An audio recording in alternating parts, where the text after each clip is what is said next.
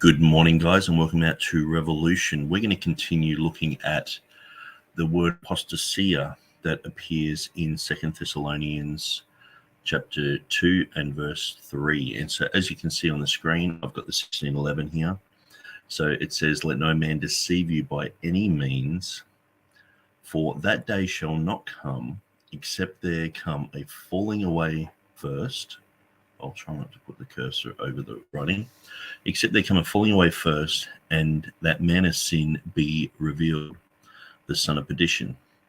And so we're looking at the words falling away. Okay, so I'm going to just continue on with the study that I started last time. So this is part 2. And we want to look at some of the Reformation Bibles. So usually what I do if I'm challenged by someone that there's an error in the King James, that a certain word doesn't mean what they're saying it means in the Greek, or the English word is changed. Mark Ward will say it's a false friend or whatever. So usually I'll go through the Reformation Bibles. That's the first thing that I would do. And so I went through that in my last video. But what I did is I actually just did a cursory look at the Texas Receptors Bibles website. So what I have been doing is I've been going through Bibles-online.com. I think it's .com. And I'll actually pull it up. Bibles-online.net, sorry. Bibles-online.net. So this has a whole bunch of Bibles that you can look at, and this gives you the exact representation of how it appeared. It's basically like having it in your hot little hand. And so this will be good for going through this, because we also want to look at the marginal notes. We want to look at different things pertaining to this topic. We also want to look at some other things. So say, for example, the Complutensian polyglot. So I was just looking at that in 2 Thessalonians here. So we've got chapter 1 there, chapter 2 here. Oh, that's actually Timothy, sorry. I was wondering why that went a bit funny. That looks like it's Thessalonians chapter 1. It's Thessalonians 2, chapter 1, verse 2. Okay, so we've got chapter 1 there. Aha, it's got a different page. There we go. Can catch you off guard. So here we have the word ἀποστασία in the Complutensian polyglot. And also I was looking at the Complutensian polyglot and found basically found an interesting, they do have like a dictionary, a Latin Greek dictionary in the back. So we have Decessio, it looks like. Decessio primum. So it's sort of like a deflection or a departing first, okay. And then that man of sin will be revealed. So sometimes it's very good and interesting to know the Greek words behind here. So we have apocalypsis, which is translated as revelatus here in the Latin. So we're just going to look at some of these interesting little tidbits here. So it might be a little bit of a choppy video. It might be a little bit hard to listen to, because I will be looking up some things. But I just sort of want to tidy up a few loose ends and continue to look through historically at the usage of ἀποστασία. And so, yeah, we looked at the Reformation Bibles. I may as well just quickly go through them as well. So we have the King James, has a falling away. And then we have the Bishop's Bible had the same, a falling away first. Geneva has a departing first. Great Bible has a departing first. Matthew's Bible has a departing first. Covered Our Bible has the departing come first. Tyndale has there come a departing first. Wycliffe has but for a dissension. So that seems to gravitate with the Complutensian here, which has dissessio. Okay, dissessio. Okay, so one of the things, that I was pointing out last time was the contextual definition. And so if we look at our text here,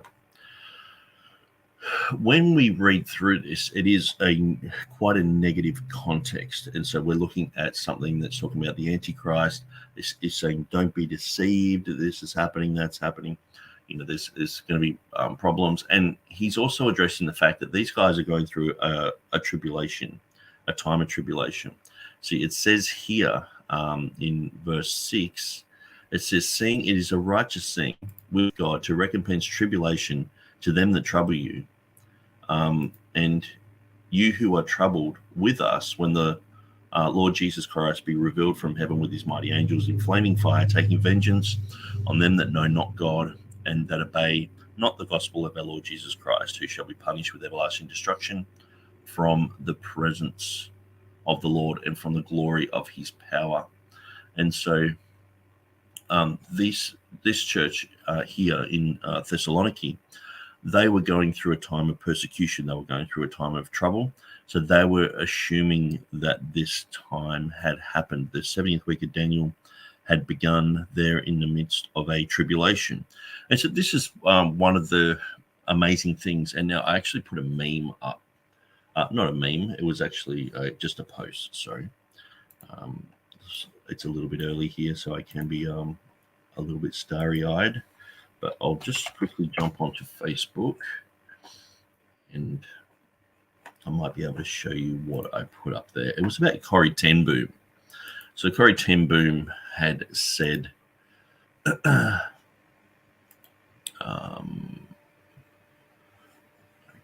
where are we?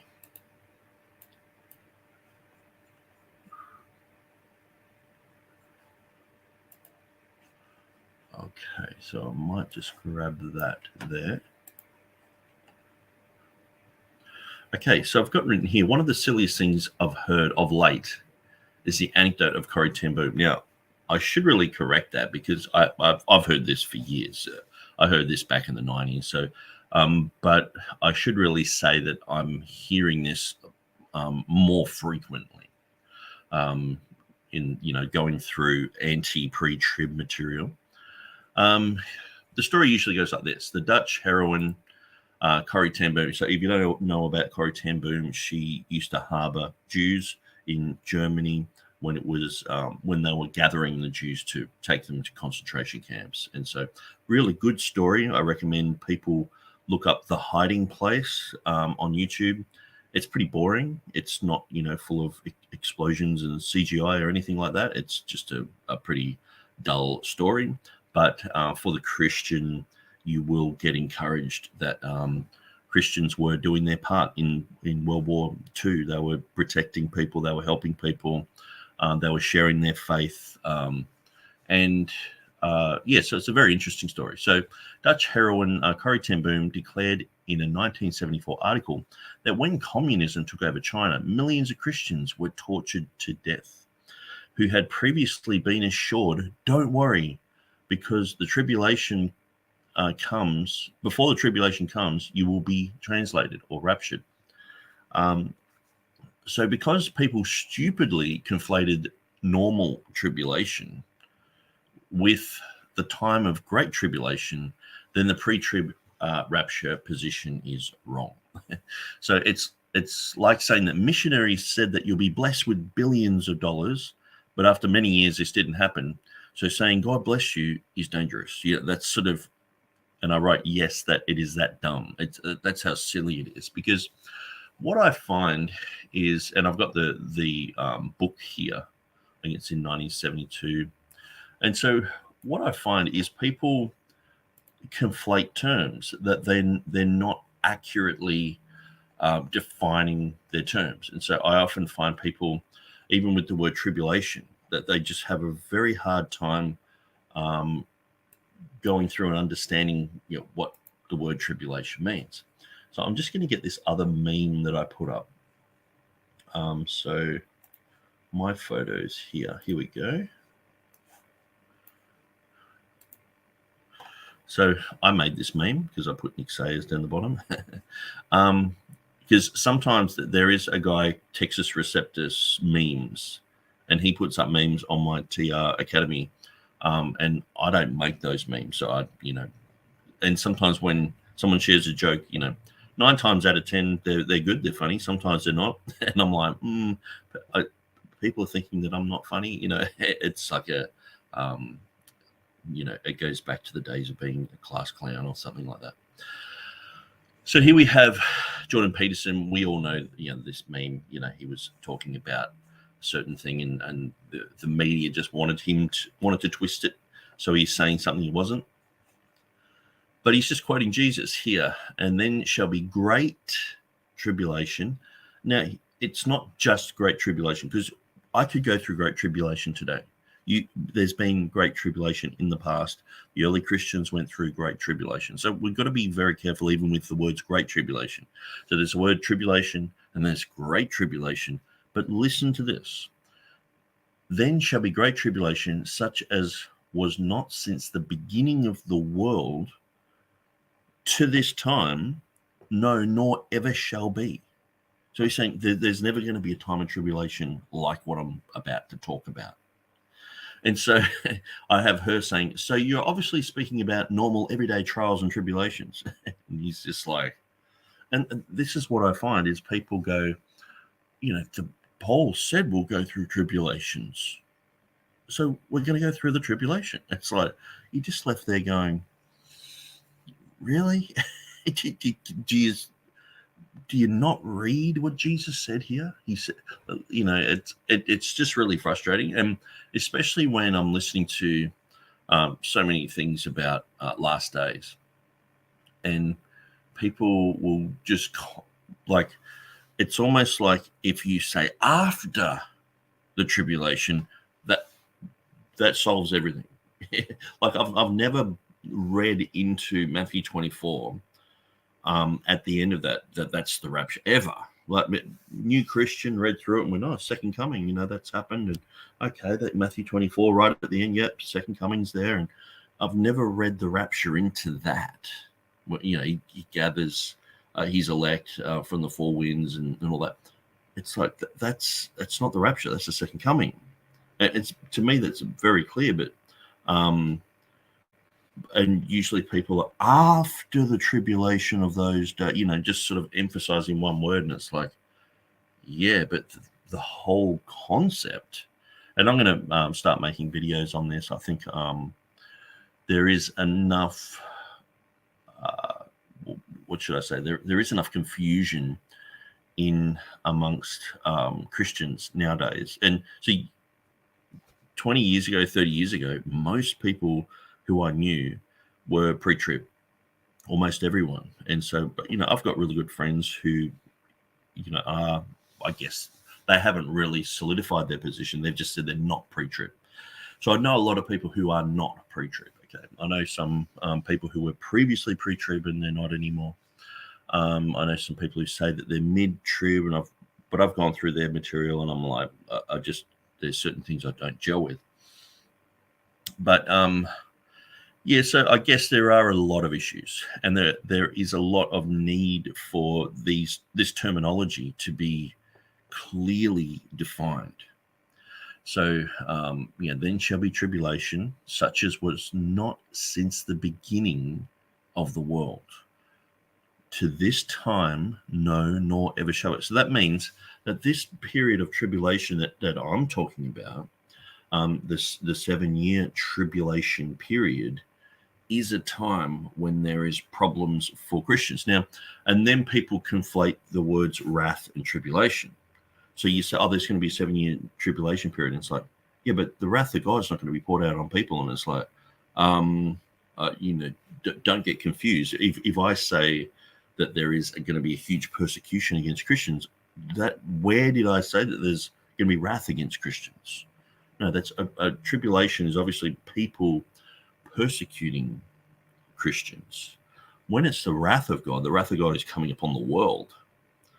Now, these are Christians who have been born again during this tribulation period. Clearly talks about the saints, the tribulation saints. Clearly talks about the 144,000. So I'm going to be making a series of videos on this. Now, probably about 6 years ago, I did make a series going through Revelation. Now, I made an hour-long video for each one of these. Now, the first 5 of them, I haven't uploaded them to Facebook or anywhere. I just used to record them because sometimes I would go to all the effort of doing something, a teaching or a sermon, and just to have them recorded so I could have that for reference, future reference. And sometimes I'd go to, go for a walk and re-listen to what I said, just in case I'd said something that was a bit wrong. But I do have from Revelation chapter 6 up to Revelation chapter 22 on my Facebook. So I'm going to be going back through some of those and just regathering my thoughts. And then I guess I'll make a systematic list of issues that I want to deal with. Who are the 144,000? What is the rapture? Is the rapture pre-tribulational? And I specifically want to do it from the perspective where I'm examining the pre-wrath, post-tribulation concept that has become popular in the last 10 years.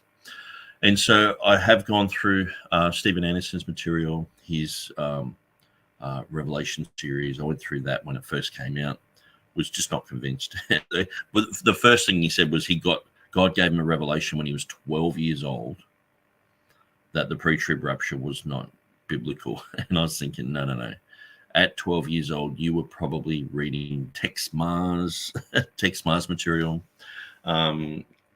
Because, I'm about the same age as Stephen Anderson, and I kept my finger on the pulse with a lot of the last day stuff. And when Tex Mars said that, everything's going to crumble at the Y2K, and it didn't, that there were a lot of people who were really shouting out the Y2K stuff. And Tex Mars was one of the main guys doing that. But I don't want to fall into the pattern of just saying that everyone who believes that position, we as apologists, we get trained to do this, to demonize people, pigeonhole people, and put them into a category. So it's like, well, you're actually, part of Tex Mars's group. It's like, no, I understand that there have been probably 10 other people who've come since him, and like when I was chatting to Donnie the other day, I'm going through Donnie's series at the moment, in his series on eschatology, and he's got a lot of good things to say. And one of the interesting things that actually corrected something that I was saying was about Revelation chapter 4 verse 1. Now I still believe that this is like a symbol of the rapture. He's sort of saying that we're saying that it is the rapture. I don't know. So maybe some people have said that, but to me, it's symbolic of the rapture, because here, one moment John's on earth, the next moment he's in heaven and he's seeing heaven, So to me, that is a rapture. But one thing that had corrected me on that, where he was saying with the voice of a trumpet. So a voice of the trumpet is just like a loud voice, where I was saying, oh, there's the trumpet, sort of thing.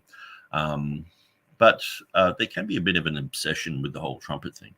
It's like, oh, there's a trumpet there's a trumpet here, or there's a cloud here in this one, it's not in the other one. And so we want to look at all those things and examine them.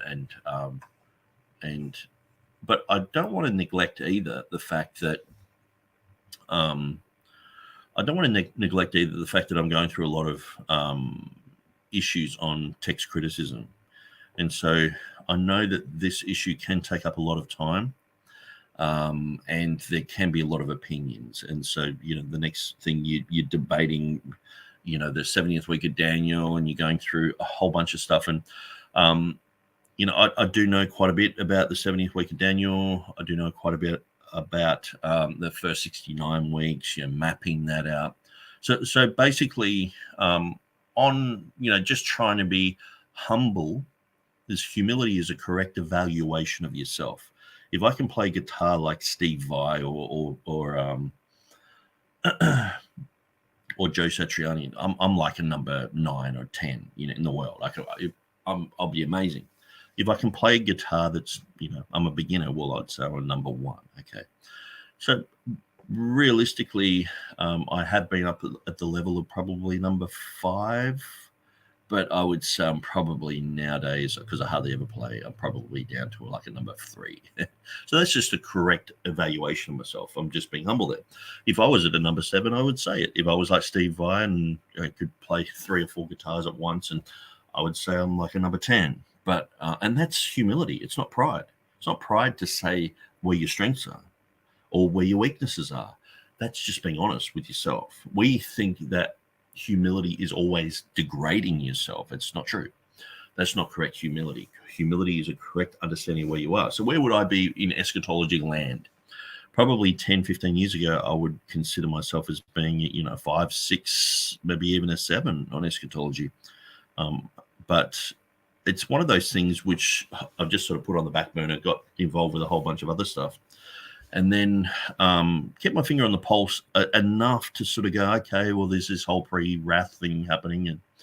And I do remember when one of my last conversations that I had with Philip Powell, who was running Christian Witness Ministries, that's here in Australia, the Contending Earnestly for the Faith magazine. So he was quite popular here in Australia. He was a Welsh guy, so he's passed away now. So he was saying that Jacob Prasch had abandoned the pre-tribulation concept, and but Jacob Prasch was also bringing out some, or just stating the obvious. Really, he's saying that John MacArthur was claiming you can take the mark of the beast and you're still saved and all this sort of stuff. And so that was quite a dangerous thing to say. And that was one of the last conversations I had with Philip Powell. And so that was about Jacob Prasch. And so I have listened to a little bit of Jacob Prasch's material. It doesn't seem like there's much new there. Now, I know that Jacob Prasch, I've dealt with him before on certain issues. And like I said in my last video, we were going to debate Easter like back in 2010, because Philip was the one who was promoting a lot of my articles and things like that in his magazine. And so, but I do know that Jacob Prasch can use a lot of ad hominem argumentation. So he will you'll start talking about something and he'll just relate it to the Schofield Reference Bible. And it's like, no, I'm just reading the text here. I don't really care what the Schofield Reference Bible says or doesn't say or whatever. Now, it's not that I don't care about it. It's not that I don't recognize that it's influenced people in a certain area.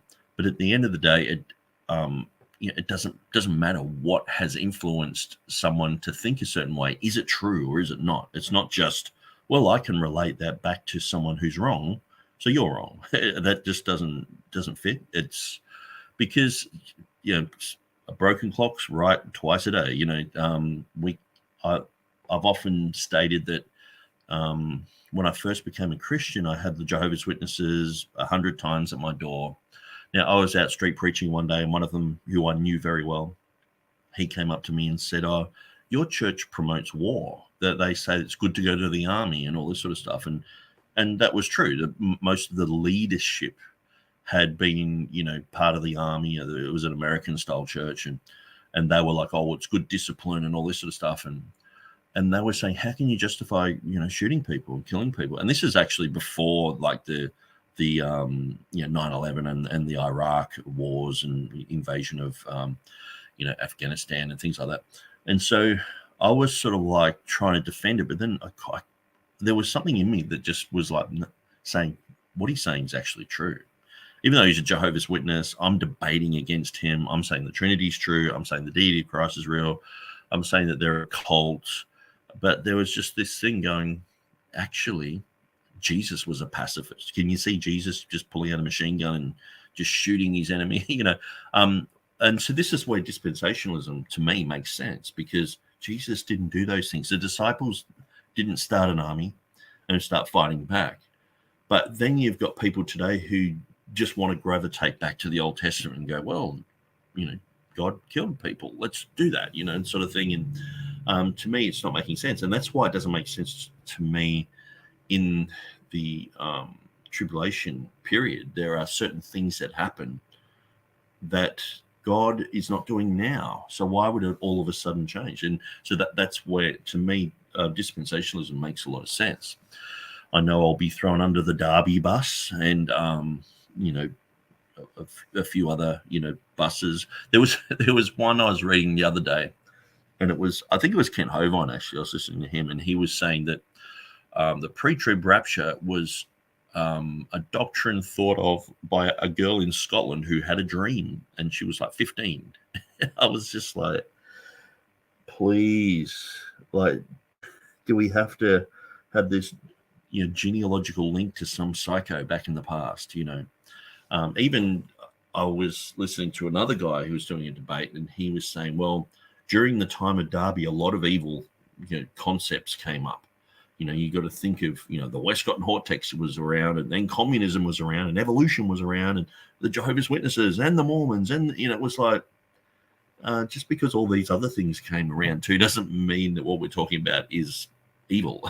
It's just, anyway, so I am listening to a lot of debates, and I'm just, I guess I'm seeing a lot of flaws, but I don't want to throw any pre-wrath people under the bus and say that they all agree with those things. I'm sure that they've listened to that and cringed, just like I cringed when some pre-trib people talk about weird stuff like the seven churches of different ages and periods of time. It's like, where are you getting that? It's like the persecuted church, and then you go through to the Church of Laodicea, but then you got to have this overlap of Laodicea and Philadelphia being there's revival happening and a falling away happening at the same time. And it's like, no, it's not how it's happening. Okay, so we've got a few people here. Alec Cox says, hello, Nick. I am pre-wrath. Nice to see you, Alex. Alec Cox says, explanation, Noah was pre-wrath and went through 120 years building the ark, going through tribulation. Okay. I wouldn't say that he was going through tribulation. I would definitely say that tribulation is when you are persecuted for your faith. Now, he might have got mocked, but as far as being, harassed, bullied, family killed, threatened, whatever.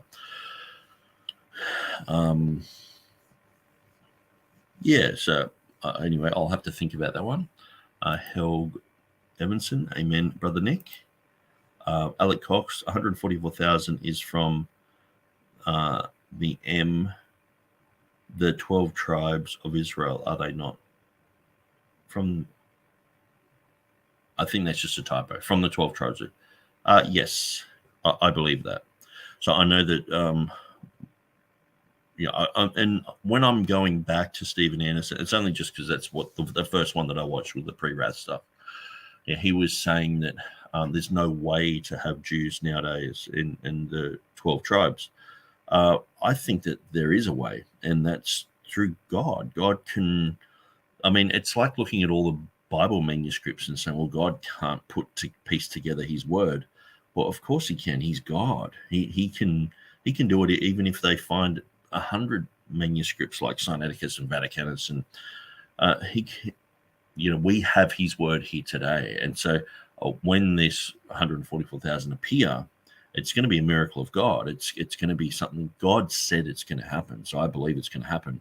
How it gets there, whether it's the DNA detection of where people come from, gets better, and then the Jews just get right into that and start, some sort of breeding program, or I don't know. But at the end of the day, it says it's going to happen, and it says these people are going to be from 12 tribes.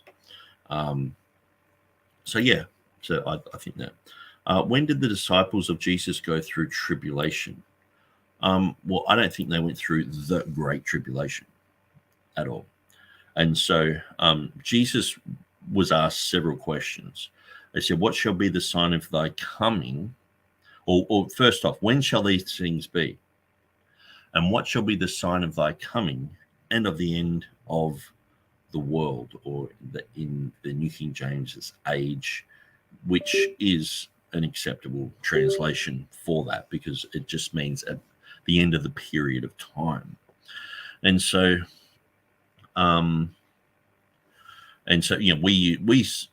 we use the word world in as a period of time sometimes, where we might say the ancient world, where we're not talking about the ancient planet. We're talking about the Egyptians or the Sumerians, or we're talking about the ancient world use this type of language, or the ancient world use this type of technology. And so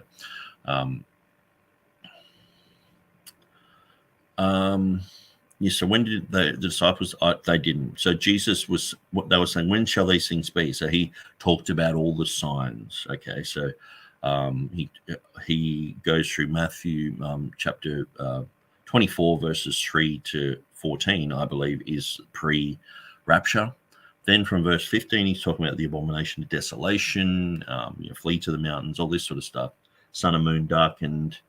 So that's happening.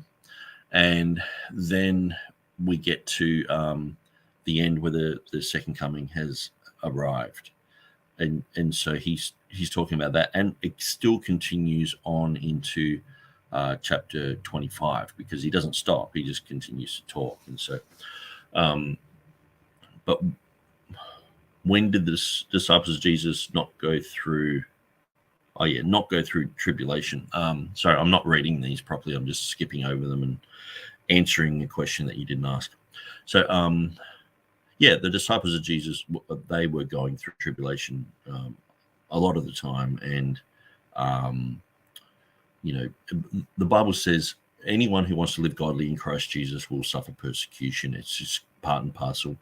I believe that this was the thorn in the side of Paul. Everywhere he went, he just got bashed by these people who wanted to shut his mouth, and especially the people of his homeland, the Jews. And so everywhere he went, he got bashed. Everywhere he went, something happened to him. And so he said, God, take this away from me. And God said, no, my grace is sufficient for you, for my strength is made perfect in weakness.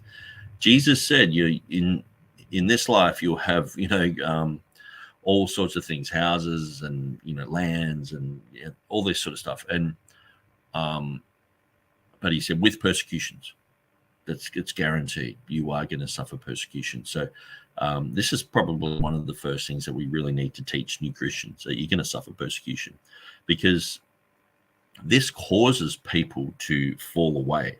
As the Bible says, when persecution comes in the parable of the sower, they back off from that. They become the don't judge crowd, and don't say anything controversial, and they end up just compromising. And we got whole churches filled with people who have fallen away, but their pastors are complete.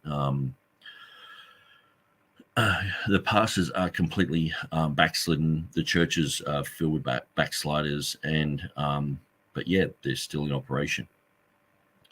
And so it's interesting because the word falling away there is in the English, that would be a falling away from the faith and apostasy. And so this is why most people see the falling away in 2 Thessalonians chapter 2, verse 3 as an apostasy or a falling from the faith, but it doesn't say a falling from the faith. Okay, so the context doesn't warrant that. We're saying the parable of the sower when it talks about that. So I might even just jump on here and just go the parable of the sower. Matthew 13:1-9. And we don't want the ESV, thanks Bible Gateway. We want the King James Version, thanks. Okay, so let's throw it up here.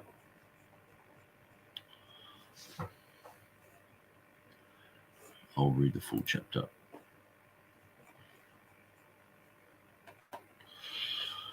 So I won't read the whole thing, but it says, yeah, the birds came and ate it up. Okay. So then they asked him later. Oh, that's not the NIV, is it? It is too. How did they sneak that one on me?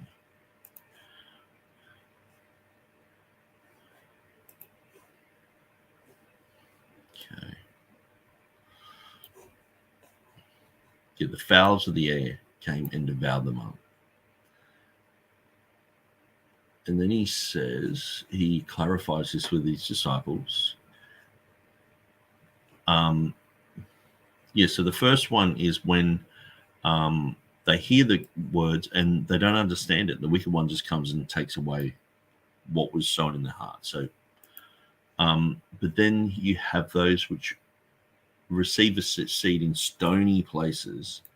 The same is he that heareth the word, and anon with joy receiveth it, yet he hath not root in himself, but dureth for a while. But when tribulation or persecution ariseth because of the word, by and by he is offended. Okay. So this is very important to learn, because lots of the parable of the sower, I think, is, Jesus said it's the most important parable. If you can understand this parable, you can understand all the parables, he said. So I think it's very important to understand that, when we go out preaching, we preach it, and we've got to preach with understanding, because if people don't understand the word, the wicked one can just take away the seed that was there. But some people, they receive the seed, and it actually says they endureth for a while. So how can you actually go for a while, but then leave? You get offended. It says in the first one, if I can get that, they wither away. How can you wither away if it's once saved, always saved? You withered away, So clearly there is an endurance here. They endure for a while. They dureth for a while. But when tribulation and persecution ariseth because of the word, by and by he's offended. And so then you have the people who receive the word, but the cares of this world and the deceitfulness of riches choke the word, and he becometh unfruitful. And so that's another one. But then he that received the seed in good ground is he that heareth the word, understandeth it, and also beareth fruit, and bringeth forth some 100-fold, some 60, and some 30. So so the falling away here, by and by he's offended. So I should really get Matthew 13:21 and go parallel. Matthew 13:21. Let's have a quick look at that. We'll go to Bible Hub, which seems a bit more comprehensive.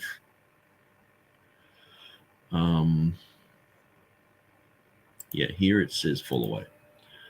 I'm sure this is in Luke as well. Maybe it's not. Anyway, I was certain it was in Luke, but anyway, let's look at Mark, because it does say falling away here. And have no root in themselves, but endure, but for a time. Afterwards, when affliction or persecution ariseth for the word's sake, immediately they are offended. Okay, so I've seen fall away. That's actually in the modern Bibles. Fall away, fall away, fall away. So it's interesting there, because I've always thought the King James actually said fall away there, where I guess immediately they stumble or are offended. So an offense, it can cause a falling. It can cause a stumbling. Okay. So anyway, it sort of ruins where I was going with that. So sorry, guys. But let's just go through some more of these comments. So just to let you know, Nick, I decided to listen to this cast over David and his Marian debate with St. Genis. Okay. I didn't even know that was on. So maybe that's why we've only got 2 people watching. So I'll just check on my YouTube. I'm not even sure. We've got a flat earth debate happening. Yeah, maybe I'm not even subscribed to that person. Sometimes I subscribe for a while to people, but then I pull out because there's just so much stuff that keeps coming up in my feed, and so I get a bit tired of looking at it. Donnie's debate with St. Janice. Okay, so that would be standing for truth. So let's have a quick look. Okay, so I'll go standing. He brings out so many videos. It's like I can't keep up.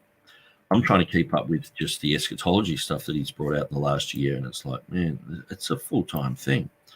Okay, the Marian dogmas. Virgin Mary. In the West, most see him as a virgin in his 20s or 30s. Okay, so that's interesting.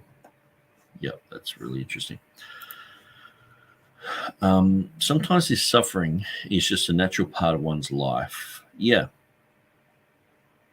that's true. And I guess here, even the parable of the sower is saying when persecution or tribulation, sometimes you can just go through hard times. It can be a famine. It can be a monetary downturn. Interest rates go up. Inflation happens. COVID. It's like you're just going through problems. And sometimes you're persecuted, not even just because you're a Christian, just because you're a human nowadays. So Helg says, me too. I'd planned to watch the Standing for Truth, but changed my mind when I saw Nick on. Well, thanks, guys. I feel warm and fuzzy. Sometimes this suffering is just a natural part of one's life. Yeah. So, that says that up there. So Helg got a thumbs up. Pre-trib rapture is kind of weird because it means imminent at any time like now. I've heard this quite a lot. And so people like a pre-trib rapture. The main thing is that it's imminent and it can happen at any moment right now. And so, but usually in the schools that I've been in, pre-trib rapture, there are some things that usually have to start happening. And so I'll just get Matthew 24. Can be a bit of a straw man thing. I've sort of found people bringing that up. Like, what about imminency? And it's like, well, to me, imminency, you could die today. See, to me, when you die, you go to the rapture. You don't go to heaven. And so this is one of the concepts which people think, well, you die, you go to heaven. It's like I guess, Roman Catholic, traditional sort of thing. Oh, he died and he's in a better place now. It's like, no, the Bible says the dead in Christ shall rise first. We that are alive and remain should be caught up together with them. We're going to be caught up together with them.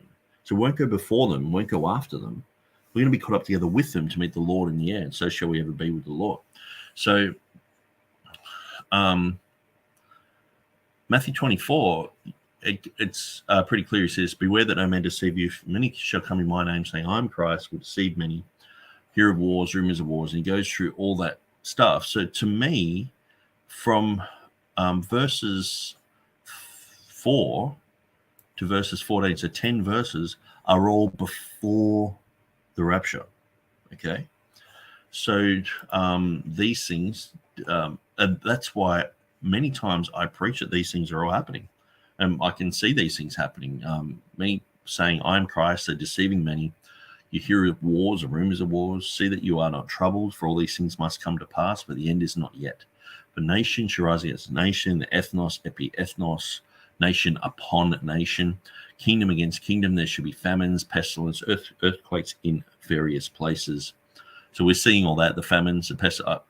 One thing, when COVID was around, I was like, I can't even say that it's actually a pestilence. 1 in 1,000 people dying is not a pestilence. And so when people ask me, what about COVID? Is that predicted in the Bible? I was like, probably more about deception rather than actually a real pestilence happening. And earthquakes in various places, we're seeing an increase in this. All these are the beginning of sorrows. I will deliver you up to tribulation to kill you. Now, notice it doesn't say the great tribulation that Jesus is talking about later. It just says they'll deliver you up to tribulation, which is normal every day. We go through that. And, I lived a year in Pakistan. I understand what persecution is. And you will be hated by all nations for my name's sake.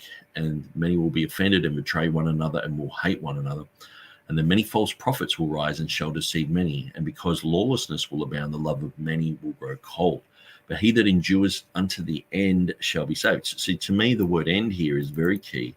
He that endures to the end. So this is what they're saying here at the beginning. They're saying, when shall these things be? And what will be the sign of your coming and the end of the age? Okay. Or the end of the world. I'm in the New King James. I've got to get these Bibles sorted. Where are we? Because probably the only main real difference there is the end of the world or the end of the age there. So, I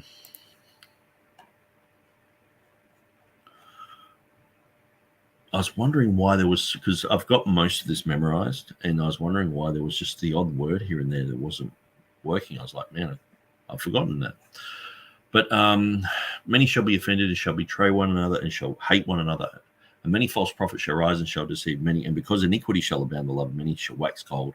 But he that shall endure to the end. And so that's what I was talking about here. And the end of the world. Okay, so what will be the sign? When will these things be? And what will be the sign of thy coming and the end of the world? So he's asking three distinct questions. So when it's talking about the time, what will be the end of the world or the end of the age or the end of that period of time, the end of that dispensation? Here it says, but he that shall endure to the end, the same shall be saved. The same will be delivered. Okay. And then it says, and this gospel of the kingdom shall be preached in all the world as a witness to all nations. It's the ethnos. And then the end shall come. So the time of the end is the end. The last 7 years will come after that. So that's why I believe that this has got to happen before the rapture. Now, is this happening? Yes. I believe all this is happening now. So that's why I'm like, it's imminent.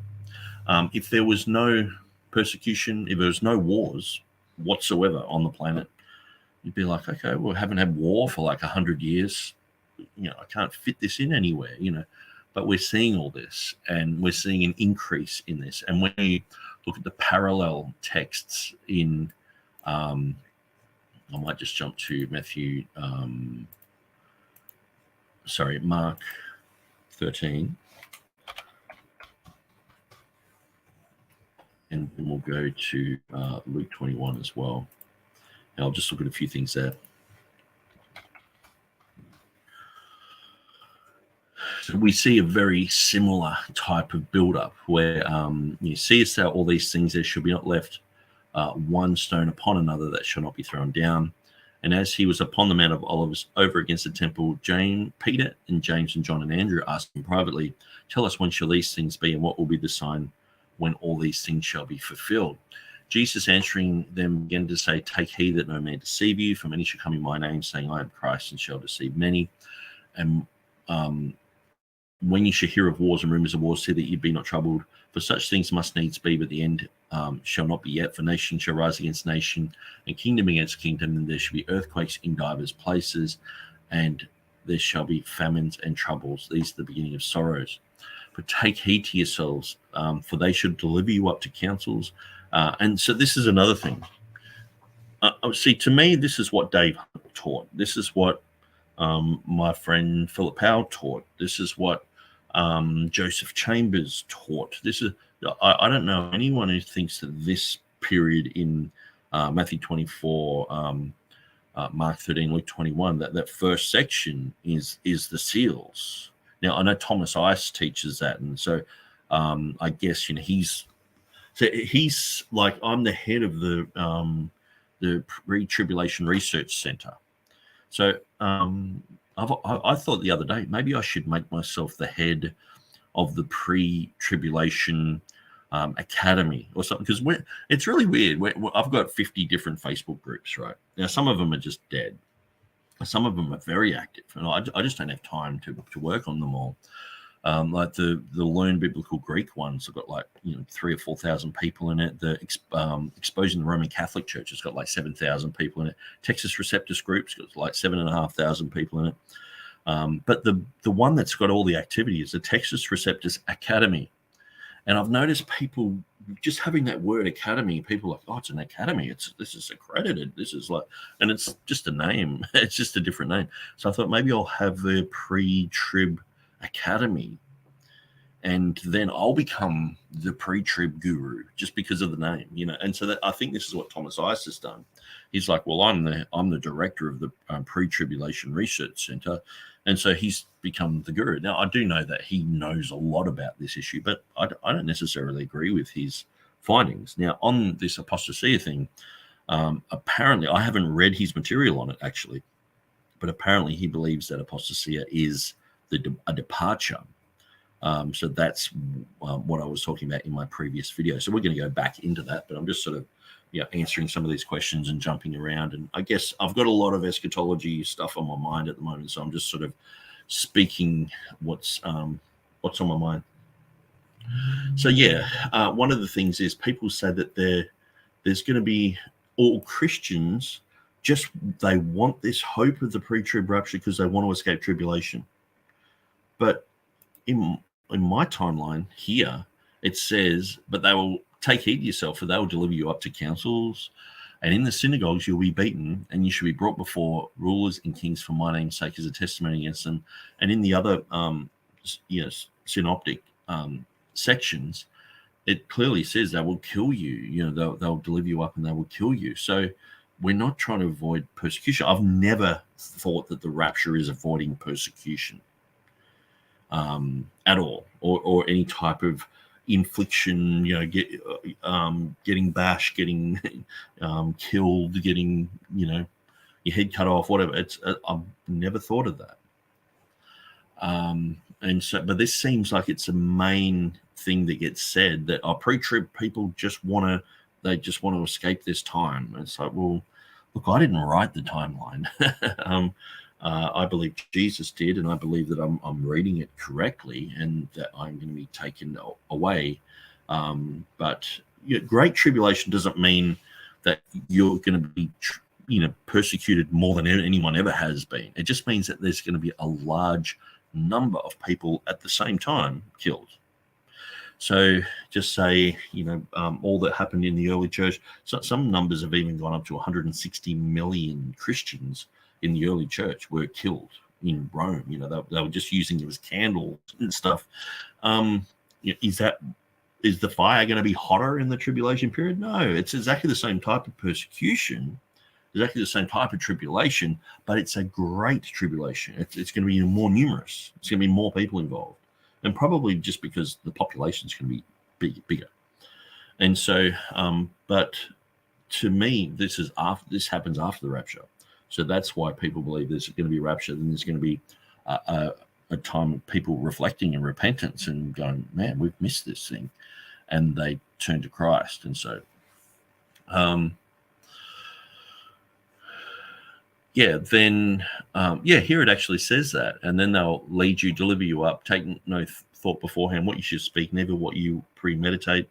But whatsoever shall be given you in that hour, that speak ye, for it is not you that speak, but the Holy Ghost. Now brother shall betray brother to death, and father the son. Children shall rise up against their parents and cause them to be put to death. And ye shall be hated of all men for my name's sake, but he that shall endure to the end, the same shall be saved. But then it goes straight into the tribulation period, the abomination of desolation. When you see that, that's when it's hitting the fan, So Luke 21, I'll just quickly go through that because I said I would. Okay, so they asked him, Master, when shall these things be? What sign shall there be, and when shall these things come to pass? And he said, do not be deceived. Many shall come in my name, saying, I am Christ, and the time draweth near. Go ye not therefore after them. And when ye shall hear of wars and commotions, be not terrified, for these things must first come to pass, but the end is not by and by. So notice the end, because they talked about the end of the age, the end of the world. Then he said to the nation shall rise against nation. Now, I always like that because in the Greek it's ethnos, epiethnos. Now, ethnos just means ethnic groups against ethnic groups. And when I'm in Fiji or Papua New Guinea, they love to hear that sort of stuff. Different tribes, it actually means. Tribe against tribe, because they do have a lot of tribal warfare.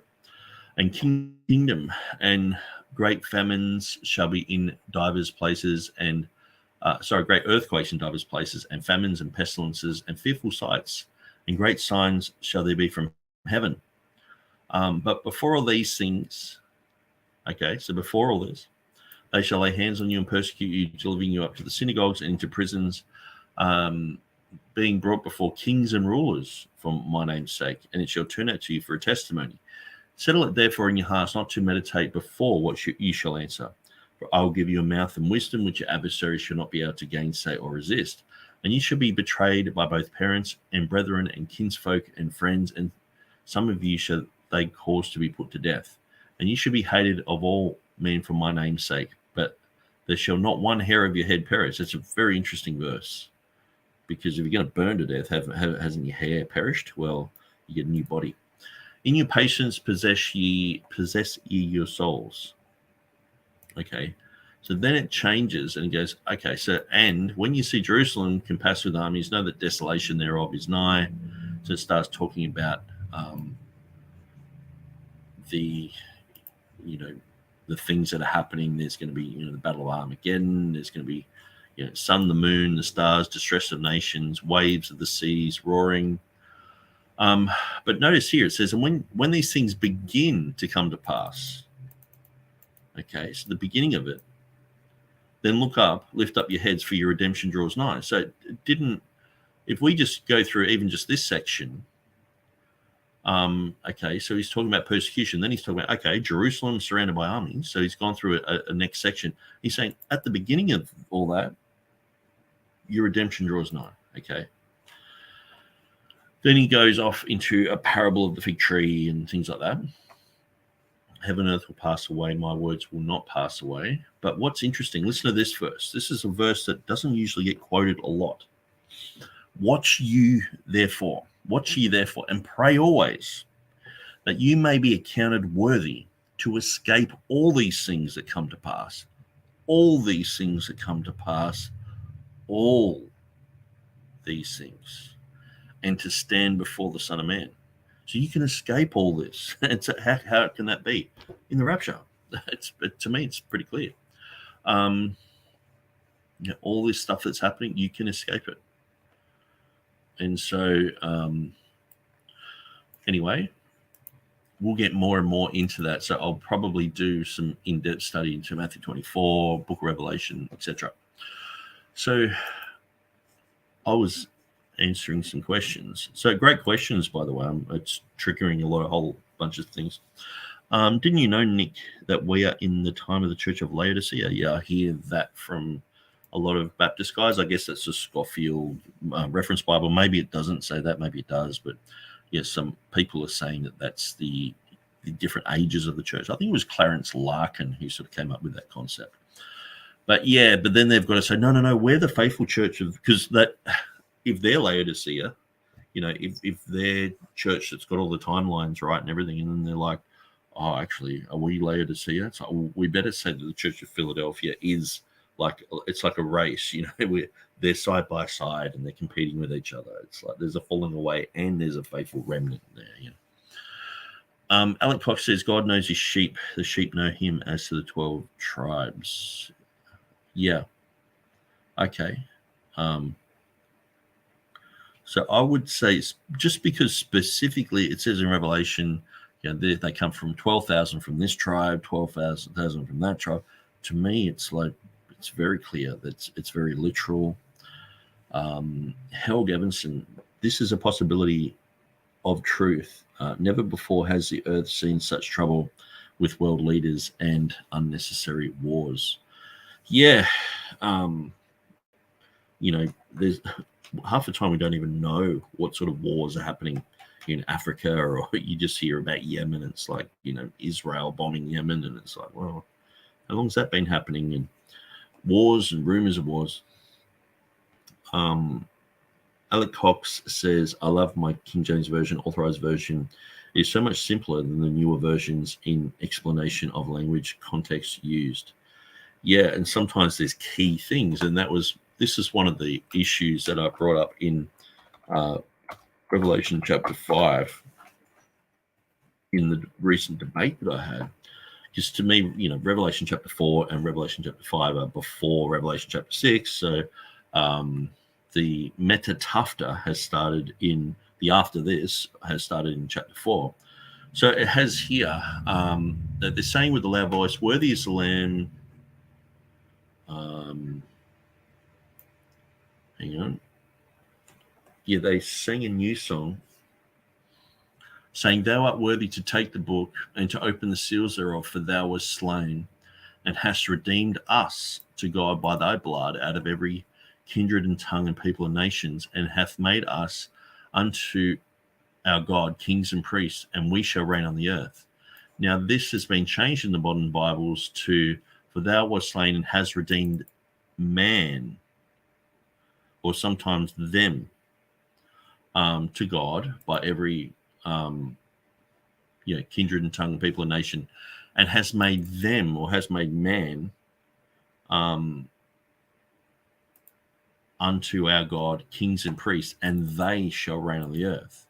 So it's actually, I've actually memorized the NIV because I had a Revelation songbook, and the guy just sang straight out of the NIV. So it was, "You are worthy to take the scroll and to open its seals, because you were slain, and with your blood you have purchased man for God of every tribe and language and people and nation, and you have made them to be a kingdom and priests to serve our God, and they will reign on the earth." So notice the whole context of that, of "we will reign," it's us, is totally changed. And so I might just get the NIV up here.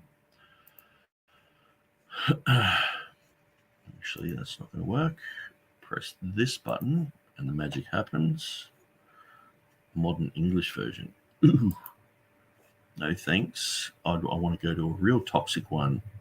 NIV. So let's have a look here.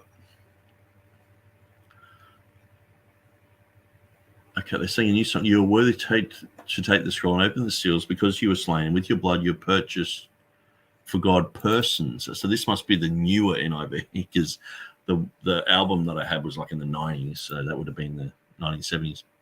"You have purchased for God persons from every tribe and language, people and nations. You've made them."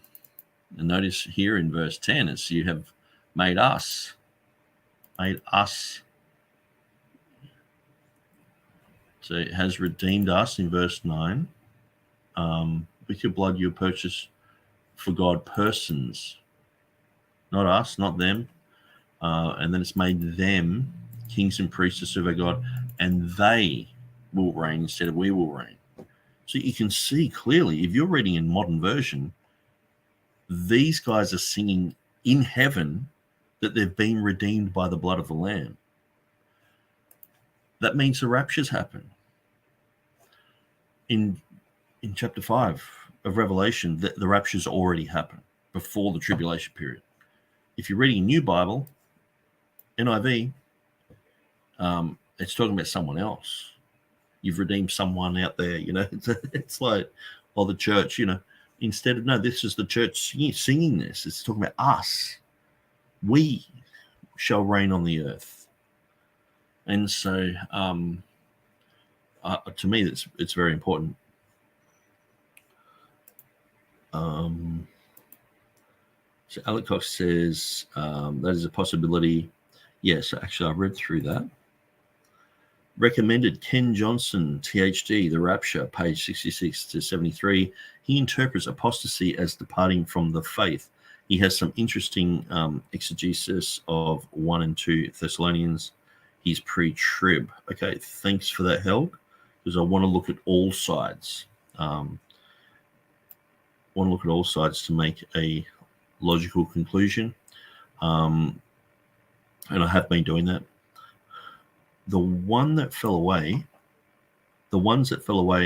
were the ones that didn't have the faith, but were not accepting the knowledge of God.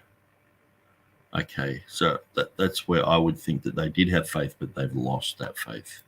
But that's fine. We're all looking at it from different angles. Ken Johnson trace pre-trib back to the earliest church fathers. Okay, that's interesting. I know there was, what was his name? Grantley MacDonald. Grantley MacDonald, I think it was. And he had written a book about an early church father called Pseudo Ephraim, who had said that the rapture was going to happen before the tribulation.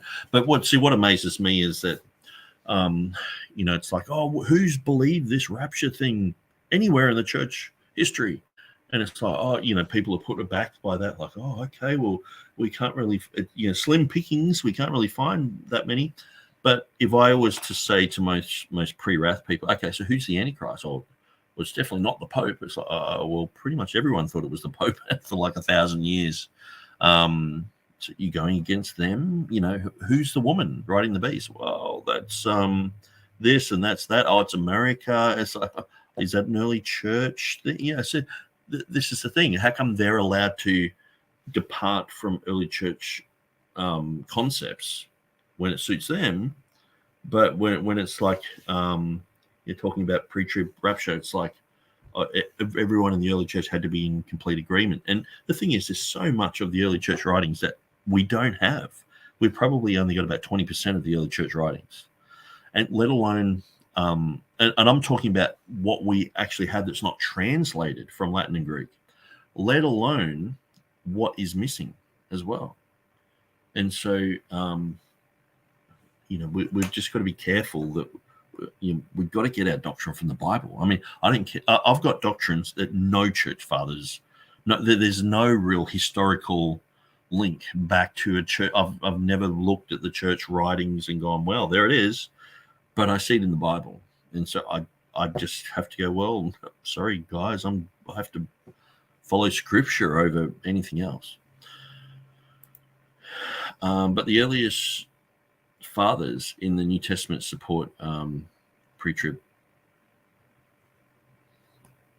Yeah, I'm not really sure about that, because I do hear the opposite quite frequently. But Helg Evanson, I have heard that too. If it comes before the Son of Perdition is revealed, all the better. But I am prepared to die for Christ and have my eternal life all the earlier. Well, one of the things that I think is a main aspect of eschatology is eschatology has to do with heaven and hell as well. And so when God is saying, you will escape, tribulation or anything like that, when someone dies, they go straight to the rapture. When Stephen died, like he was getting bashed, he was suffering tribulation. He's getting bashed, rocks thrown at his head, and then he sees the Son of Man standing at the right hand of the Father. He's seeing a rapture, which if the rapture happened today with us here right now, we would go up into heaven and turn around and there's Stephen. He's like, who are you guys? And it's like, well, we're from 2023. He's like, who are you? It's like, well, my name's Stephen, and I was preaching, and we're like, oh yeah, you're the guy who converted the Ethiopians. Like, how do you know? It's like, well, you were written in the Bible, So, and so for him, that moment, he steps into eternity, and he is in a future period, or he is in that time of eternity at the rapture. So the dead in Christ, they don't go before us, and they don't go after us. They go with us into heaven. So this is a concept which I don't think many people have really thought about a lot when it comes to the rapture, but this is something that I've thought about for many, many years. And so when I'm going through this, for a person who is 80 years old and they're going to die at 82, they've got 2 years left until the rapture happens for them. You know what I mean? So that's a huge thing. So it means everyone who's died previously, every Christian who's died, we're going to see them in the rapture. They are going in the rapture. And so that's a huge deal. And so that's why reading what Paul says in 1 Thessalonians chapter 4, where he says, I actually might grab it rather than trying to go with my flaky memory. 1 Thess 4 KJV.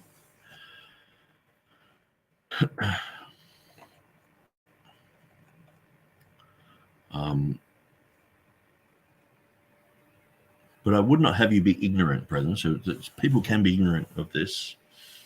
Brethren, concerning them which are asleep or dead, that you sorrow not, even as others which have no hope. For if we believe that Jesus died and rose again, so it's talking about the resurrection, even so them which sleep in Jesus or are dead in Jesus, God will bring with him. Okay. For this we say unto you by the word of the Lord, that we which are alive and remain until the coming of the Lord. Okay, so we've remained, we're alive here, and Paul was alive in his day, shall not prevent them which are asleep. And so let's make sure we understand this word. So let's go prevent, 1611. Should see, maybe I'll type in Webster's.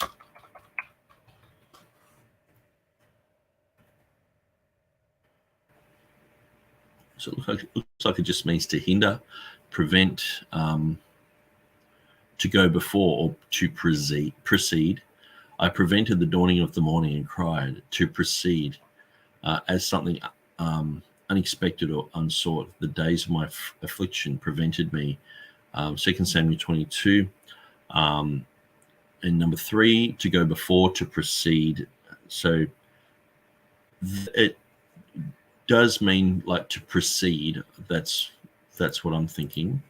But I just want to check. Where am I? Shall not, the coming of the Lord shall not precede them which are asleep. Yeah, and so that makes contextual sense. There's nothing about hindering there or anything like that. So we which are alive and remain unto the coming of the Lord.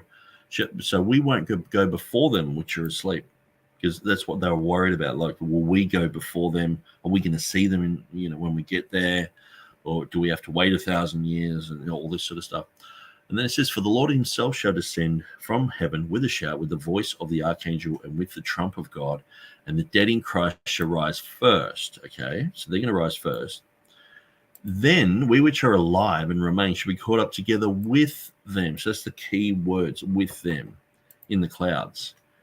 And we gather together with them. Then we both meet the Lord in the air, and then we're both forever with the Lord. So that means someone like Stephen, he's getting rocks thrown at his head. He sees the Son of Man standing at the right hand of the Father. He goes into eternity. So I'll quickly read that, because some people mightn't know what I'm talking about. So that is in Acts 7.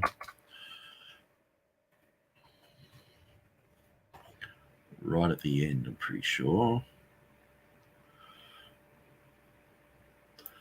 But he, being filled with the Holy Ghost, looked steadfastly up to heaven and saw the glory of God and Jesus standing at the right hand of God. And he said, behold, I see the heavens open and the Son of Man standing at the right hand of God. And they cried out with a loud voice, stopping their ears, and ran upon him with one accord, and cast him out of the city and stoned him. And the witnesses laid down their clothes at the young man's feet, whose name was Saul. And they stoned Stephen, calling upon the name of God, saying, Lord Jesus, receive my spirit. And he kneeled down and cried with a loud voice, Lord, lay not this sin to their charge. And when he had said this, he fell asleep. So they killed him, and he was seeing heaven opened and the Son of Man standing. So to me, he was seeing the rapture. He's not seeing, the usual, oh, well, Bob lived a nice life and he's in heaven now. The Old Testament saints are in heaven now because they resurrected with Christ. They used to be in Abraham's bosom. Now they're resurrected up into heaven. But everyone who dies in this dispensation of time, from the resurrection until the rapture, they go in the rapture. And so for someone like Stephen, it would be in a moment. It's not like a soul sleeping sort of thing where he's there having a big nap for 2,000 years. No, he just goes straight to that place. He saw it. He had I don't even think this was just a vision. I think he actually saw heaven open. So there's heaven open. It's a pretty amazing verse, really. It sort of gives me a bit of a goosebump. But I do have feelings, So MD CXI. So I know that's Roman numerals, but I'm not that clever. Schofield Reference Bible is responsible for the Ruckmanites and has done plenty of damage to Christianity, though. Yes, absolutely. I think Ruckmanites, when I usually talk to them about the rapture, they say I'm wrong on everything and I'm not reading it properly and all the rest of it. So I'll just show that first there. So MD6I says, what about pre-tourism and historist reviews? I've never really gelled on them. I've gone through them with people and different groups. Usually it's cultic groups showing me these things. Christadelphians, the Jehovah's Witnesses are futurists, but at Seventh-day Adventists, that sometimes they can have anti-millennial concepts, amillennial, post-millennial concepts. And so I don't really understand a lot about it, because when I've looked into it, to me, when I listen to people trying to defend it, usually it just means seeing the book of Revelation as sort of like allegories, and I just don't read the scripture like that. I read it as literal as I possibly can, unless it says, this was like a bear. I'm like, well, it's obviously not a bear because it says it's like a bear, and then I've got to figure out what the bear is, or that sort of thing. But when it's talking about this many people die, or this many trees get burnt up, or to me that's literal, and I can't see that these things happened in 70 AD. So yeah, but these are views worth looking into. But I think at the moment I'm going to be mostly dealing with post-trib, pre-wrath concepts, and looking at that at the timing of those things. So Alec Cox to MD CXI says all prophecy has duality. The early and the other in the future. It is a sign of a true prophet, as Daniel's prophecy of the Messiah. The first century has a trib with 70 AD. Yeah, and that's one thing. I remember hearing Dave Hunt years ago, probably in the 90s, and he said, well, in Matthew 24, there was a partial fulfillment in 70 AD, and I was just like, that doesn't sit right, But the more that I think about it, it's almost like Jesus gave them a whole bunch of information, and I guess it's almost like, imagine there was going to be a persecution, say, against the Jews in a certain town, back in 1850 or something, and you describe the Holocaust to them that's going to happen in World War II as a future event. And so they're looking at that, and there's certain things that sort of match up, but not all of them. And it's almost like the people of 70 AD would have been thinking about what Jesus said. But there are certain aspects of that, not one stone being left upon another and all this sort of stuff. And so I guess as I've gone through the last, 20 years, I guess, since 1995 when I got saved, having a pre-tribulational rapture concept and listening to different people and for and against, I have seen that there is a dual fulfillment. There are certain things that were fulfilled in 70 AD. And for scripture to sometimes say, like in Isaiah, it'll talk about a 2,000-year period of time just in one verse. It'll talk about something that's going to happen with the Messiah coming. It'll talk about he will die, and it talks about he will come in great judgment, and then it says we will be judged. And it's just like you got 2, sometimes even 3,000 years with a millennium in the middle there, and it's like just in one verse. And so I guess we've got to rightly divide the word of truth. And I know in this arena of eschatology, we can tend to fall into the trap of following a guru and going, well, this guy believes this. And I sort of saw that with Stephen Anderson. A lot of people were just like, well, Stephen Anderson's figured it out. But when I started listening to it, he said, well, I knew the pre-trib rapture was wrong when I was 12 because sort of like God told me sort of thing. I was like, it just doesn't sit right. I mean, I just can't see a 12-year-old knowing enough about scriptures and about whether a pre-trib rapture is right or wrong. Or, I mean, perhaps he was influenced by someone else, or But anyway, it was interesting that he said that. So Alec Cox says, MDCXI, this is going to be the entire earth, not just the Roman Empire. We are at this point with social credits, the banishment of prayer in schools, Bitcoin, world currency, etc. So we have agreement there. I'm interested to hear Nick's take on them as there are growing views among people. Okay.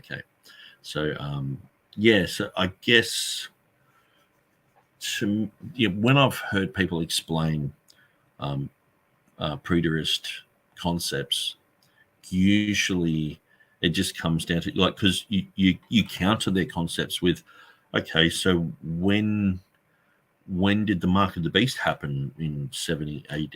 And it's like, oh, well, that's just to do with worship. Everything has an answer, but it's not a sufficient answer, because to me, the mark of the beast is very, very specific of, what it exactly is, what it involves. It involves buying and selling, who's going to take it. You're damned if you take this thing. And so there's a lot that's involved with it. And then to just go, oh, it's only just to do with worship. It's like, okay, well, so when did that happen again? You're always sort of left there going, because I remember we had a preterist guy come to our church. And at first, he just seemed like he was just a normal sort of guy, he was an older guy. But he actually had some pretty deep-seated problems with God, And so sometimes he would say that he'd reiterate this story, how he was driving down the road. He had a special trailer that he had made, especially so he could go to places and preach and use a microphone. And he had a speaker on the trailer, and he had it full of tracks and everything. But then he crashed his car, and all the tracks were all out in the road, and he was just there saying, "Why, God? Why have you done this to me, God?" And I remember when he told me this story, we were sitting on the couch at the back of the church, and he's just saying, "Why, God? Why would you do this to me, God? Why, God?" And I was just like, you just seem like you're really mad at God. Accidents happen, things happen, pick it all up and start again, or whatever, I remember the story of Tyndale, when he had done quite a bit of work on the Old Testament, and then he got stuck in a storm at sea, and he lost everything, and he watched all his hard work go into the ocean. And it absolutely break your heart, but it's like he just started again. He just picked it up. But this guy was like that. He stopped doing that, and he would sort of keep saying to me, "No, Jesus has already come. There's no second coming anymore. Jesus already came in 70 AD."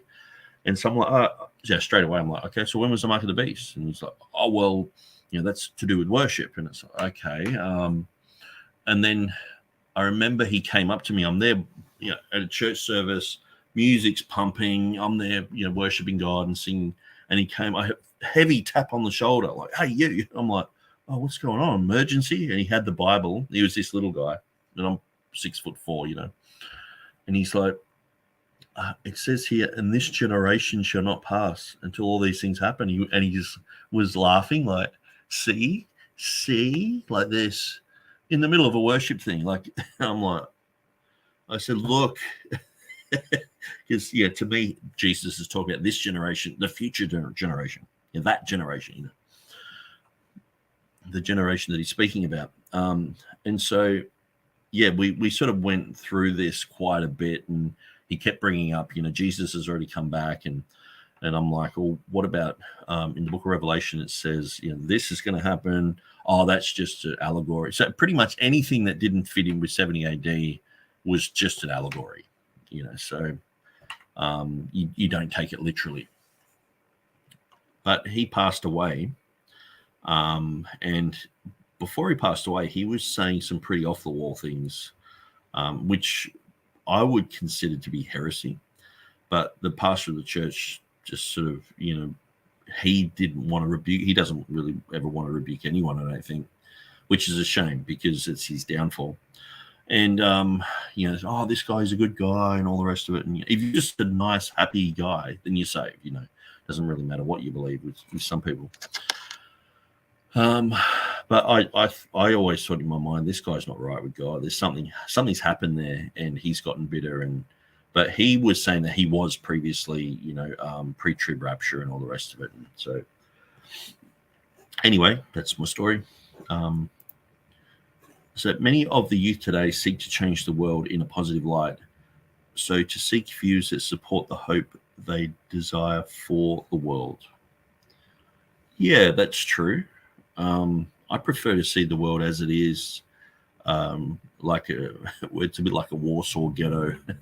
It's not a good place to be. It's dangerous, and we need to make sure that we get in the right vehicle to get us out of here as soon as possible. And because this world is basically just a tragedy.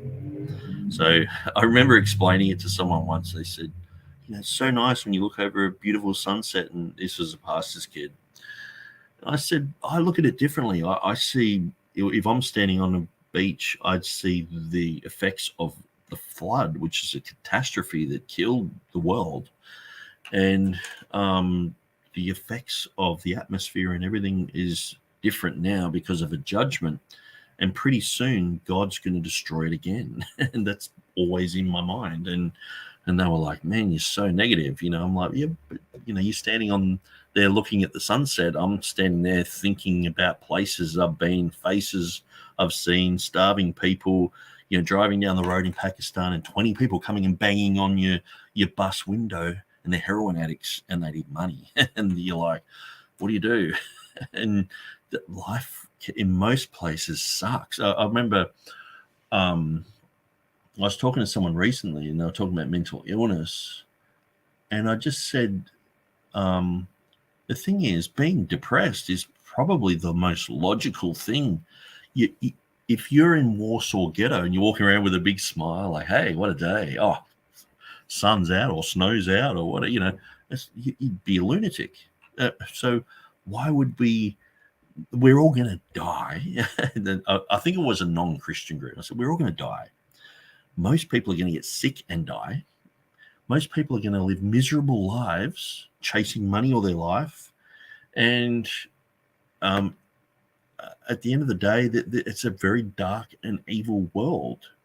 So what's there to actually be happy about? Why is happiness just like this goal? Isn't depression, I'm not, they're probably, thinking medical, depression sort of thing, but I'm thinking of just being like real. Jesus was a man of sorrows, acquainted with grief. He was like, man, this place is, compared to heaven, he knows what heaven's like. We only read about it. It's probably a more natural thing to be like sad about things, like, oh, I'm sad about what's happened in Hiroshima and Iraq and Libya, and just name a country. There's sad things happening in America today. There's sad things happening in Canada and Mexico, and cartels, and South America overthrowing governments, and the CIA in the last 50 years, and there's sad things happening. Should we just be like, just every day's like Disneyland? It's more like, when you do that, you're just trying to escape, So this whole happiness thing is just an escape. Anyway, I'm not even talking about Thessalonians, so let's move on. I'm just trying to get through these comments, actually, because they're really good. I really am enjoying this. The new Gen Z believing man. Gen Z is the first generation to not have any religious views allowed in schools. It's all science, not even prayer before a sports event. Yeah, it's bizarre. MDCXI says, I don't blame them for seeking hope in this forsaken state of the world. Desiring change from a heroic heart is noble, but leads to desiring change from the wrong place in the end. Yeah. So Alex Cost says, "Amen, Nick. The judgment seat as the rapture is in the same time and all up in heaven all at once. I agree. Heaven is timeless as to earth time. Time is a construct." So I would say the bema judgment seat happens at the rapture. I would say the great white throne judgment seat happens after the millennium. So that's after the first and second resurrection. So the first resurrection, taking into account that there are 7 type of raptures that happen. The first rapture of the church, then the second rapture is of the tribulation saints. Then there is the 2 who get raptured up in Revelation, I think it's chapter 11. Then there is 144,000 to get raptured. Then there is a reaping that happens between chapters like 14 and 19. I think there's 2 reapings that happen there. Anyway, and then there's Christ coming back and he gathers people from heaven. It says in Matthew, but in Luke, when you read that specifically, which thankfully I've got right here, I'll just look for word earth. It says, from one end of heaven, or maybe that's in Mark.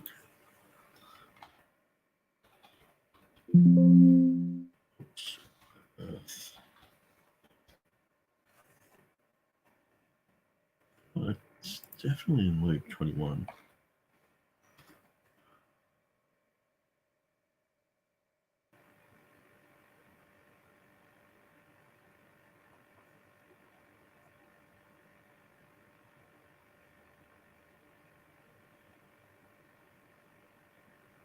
Anyway,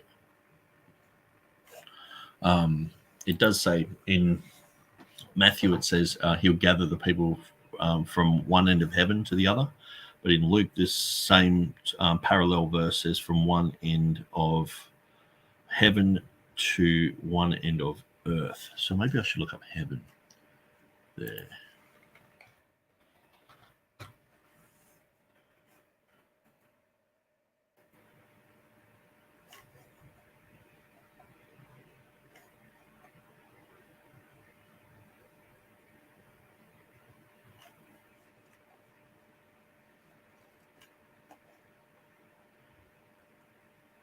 Interesting.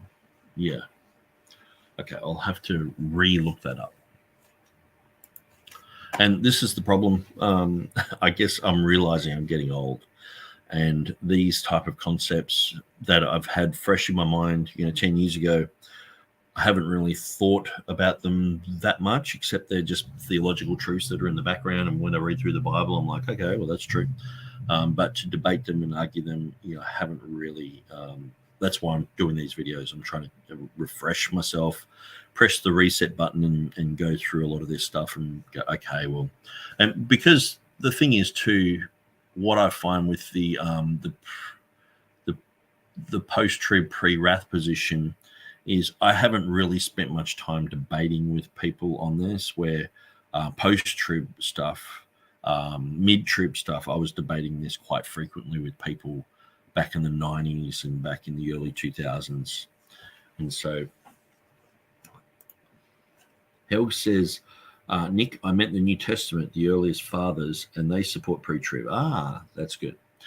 Jesus and the Apostle Paul is earlier than the so-called apostolic fathers. Yes, good point. Yeah. And so, I should say, no, it's in the church fathers. It's in the earliest of the church fathers that we have today with us. I've got them in my hand. 2 Thessalonians. MDCXI. Taking God out of school, replacing with social studies, created a bunch of Marxists because a child needs to believe that they are the future of something. Yeah, there's a lot of problems happening in schools. I mean, who'd want to send their kids to public school nowadays? Destroying the desire for family and replacing it with social justice. The greater good. That verse in Acts also proves that Jesus Christ was known as God with us because he asked Jesus Christ to take his spirit right in front of the Pharisees. The Apostle Paul was there. Wow, that's really good. I see. That's why I love the Bible. It's just got so many things like this. And so, yeah, he says, calling upon God and saying, wow, that's interesting. Was he both calling upon God, or was he calling upon God by saying, Lord Jesus, receive my spirit? How's that? Is that a verse saying Jesus is God? That's quite interesting. He kneeled down, cried with a loud voice, Lord, lay not this sin to their charge. And when he'd said this, he fell asleep. Very interesting. Love that. I love it when we find little gems like that. Alec Cox, Paul says that to be absent with the body is to be present with the Lord. Absolutely. So when we die, we go straight to be with the Lord in the rapture, because the dead in Christ rise first. So taking all that into, because it is a mystery. You know, Paul said, I tell you a mystery. Behold, we shall not all sleep. Talking about some people will die, some people will live. But then in 1 Thessalonians, it's clear that we'll be caught up together with them. So usually when I'm in the shopping center, the conveyor belt, I usually look at the conveyor belt and go, okay, the left-hand side of the conveyor belt is, Genesis. And the very end, where the little code and the mark of the beast thing is, that's the Revelation. Okay, so it's like God is looking out over this whole conveyor belt. So to me, being dispensationalist, dividing these up, it's like when you get those little dividers and you've got sort of, your foods in front of you, but you don't want to get it mixed up with the other guy's apples next to you, so you put the little divider there. So there are these little dividers, and God looks at it all like as one moment. But these dividers are just to divide, okay, so Abraham, he was with Sarah, that was his half sister, forbidden under the law, but under the dispensation that Abraham was in, that was fine. That was perfectly fine. But under Moses' law, you're not allowed to do that. And so these 613 laws are no longer applicable to us. They still exist, but they are redundant to the Christian because we fulfill the law. And so, but then after the rapture, the 70th week of Daniel kicks in, which is a different dispensation as well.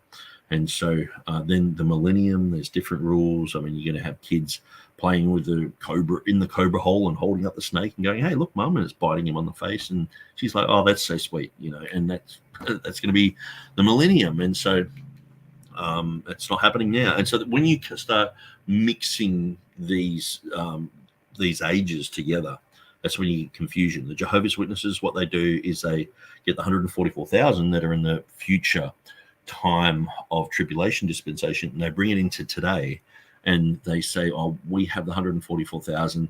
They're the only ones who are allowed to take communion, and they're the only ones who are born again and able to go to heaven.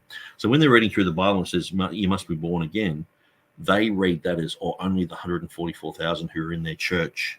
I think it's since like the 1920s or 30s that they've been born. Well, they know who they are, and they're the only ones who can have communion. They're the only ones going to heaven. The rest of us are going to be on earth picking up rubbish forever. And so the Jehovah's Witnesses, muddle the dispensations. Seventh-day Adventists do the same. They get the Sabbath out of the law, they bring it into today, and it causes legalism. I mean, bringing the circumcision into today, it causes legalism. And so anything from the 613 laws, bringing it in, it's legalism. So it's to do with the law of Moses. A lot of people cry legalism because their church says you have to wear shoes or you have to wear a suit and tie or something. That might be traditions of men, but it's not strictly theological legalism. Legalism is to do with the 613 laws of Moses. Okay, so I'm gonna go through some of this material here. So we want to get back to Thessalonians.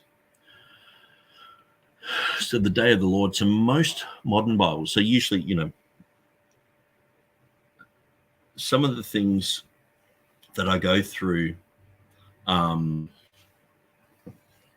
Yeah, I wasn't saying the LOL comment was for me either.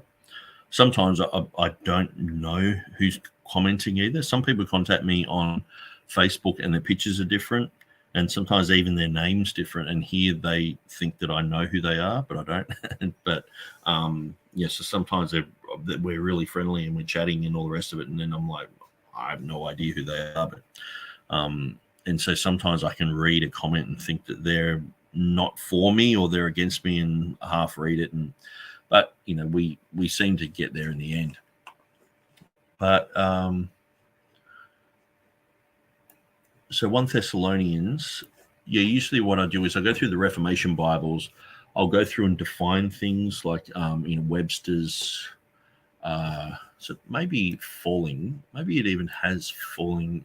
Wouldn't have falling away, but I will look for fall. I'll type in falling away. I'll see what happens.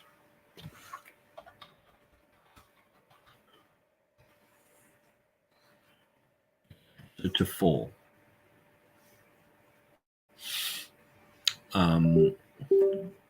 Fall, to deceive.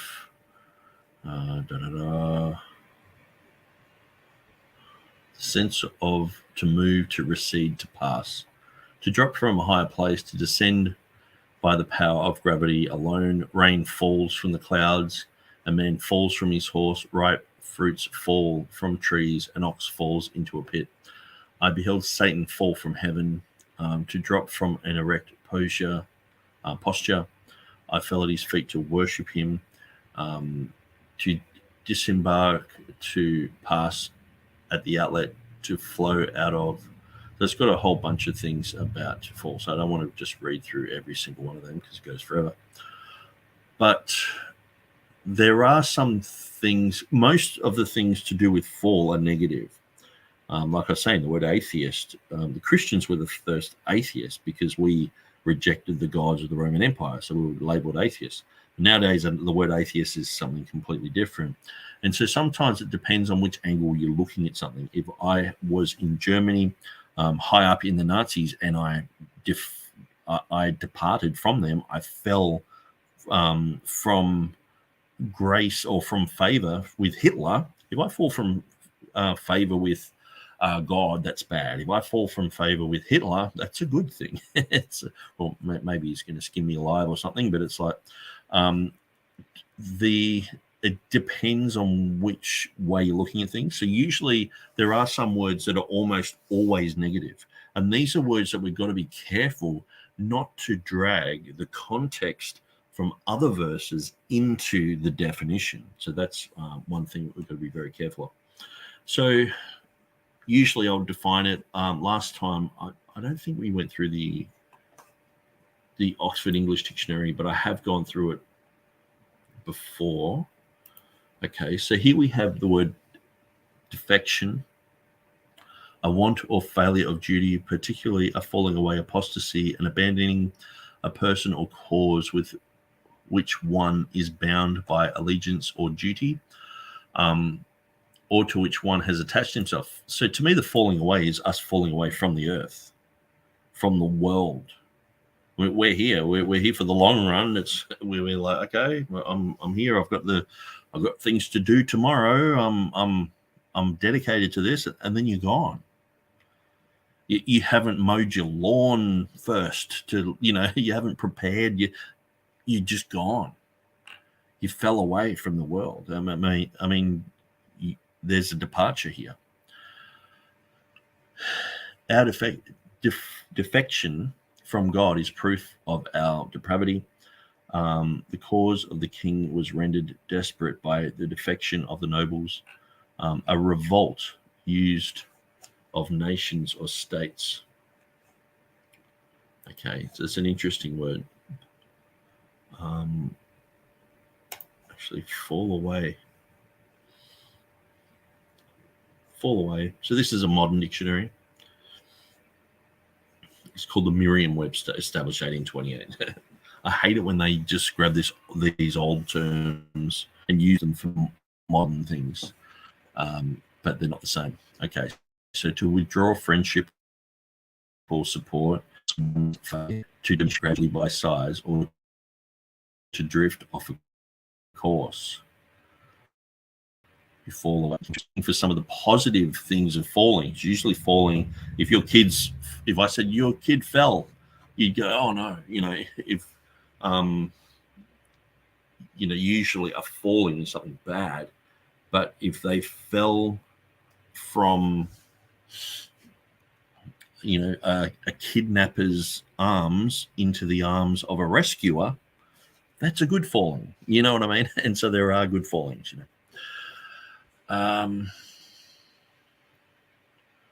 Okay, so let's not get too caught up in all that. I'll just show.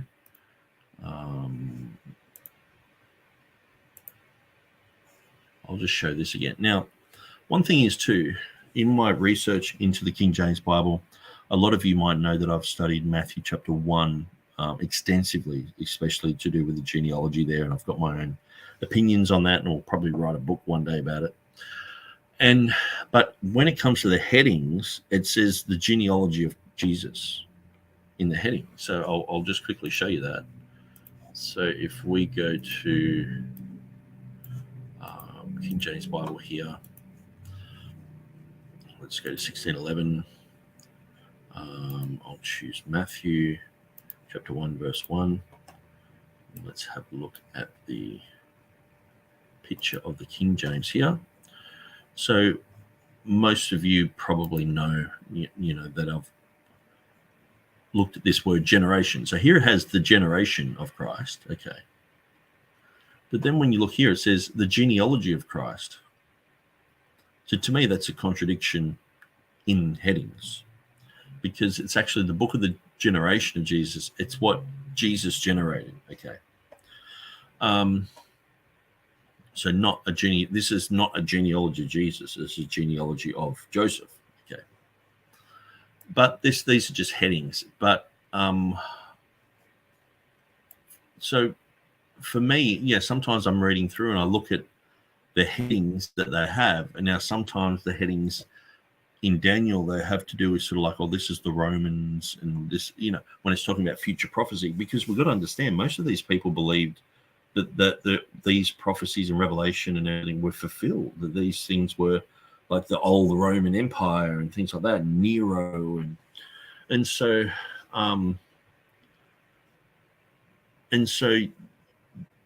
while they translated things accurately and perfectly, we don't necessarily agree with all their doctrine. A lot of these guys were still into baptizing children and things like that, which I'm definitely not for.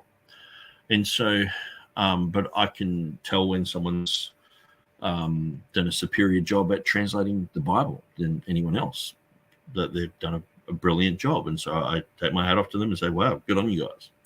Just as Einstein, if he was to do some sort of mathematical equation in front of me, I'd say, well, good job. But maybe he mightn't believe certain things that I believe. And so, but you can tell when someone superior to you in a certain field has done something good. So when we look at 2 Thessalonians, what is the heading? This is why I'm bringing this up, because it does say, he showeth that there shall be a departure, but notice it's added here, from the faith. So the King James translators actually believe that there was a departure from the faith. But one of the things is, like I was showing with Matthew, here it's saying, okay, it's the generation of Christ. Here it says the genealogy of Christ from Abraham to Joseph. The only genealogy of Christ here, it says David and Abraham, and that's it. The rest of it's to do with Joseph, because if it's a genealogy of Christ, we know that there is a contradiction where it has Jeconias there, and he was actually cursed and told that no one from his loins would ever sit on the throne of David. So if this is a genealogy of Christ, then he has someone cursed there. Now, if you just read through it, you get to the end, it says, and Jacob begat Joseph, the husband of Mary. It's Joseph's genealogy, not Jesus. And so if you have the book of the genealogy of Jesus, it causes a massive contradiction. This is the book of the generation of Jesus. This is the book of what Christ generated. He did miracles. He healed the sick. He did preaching.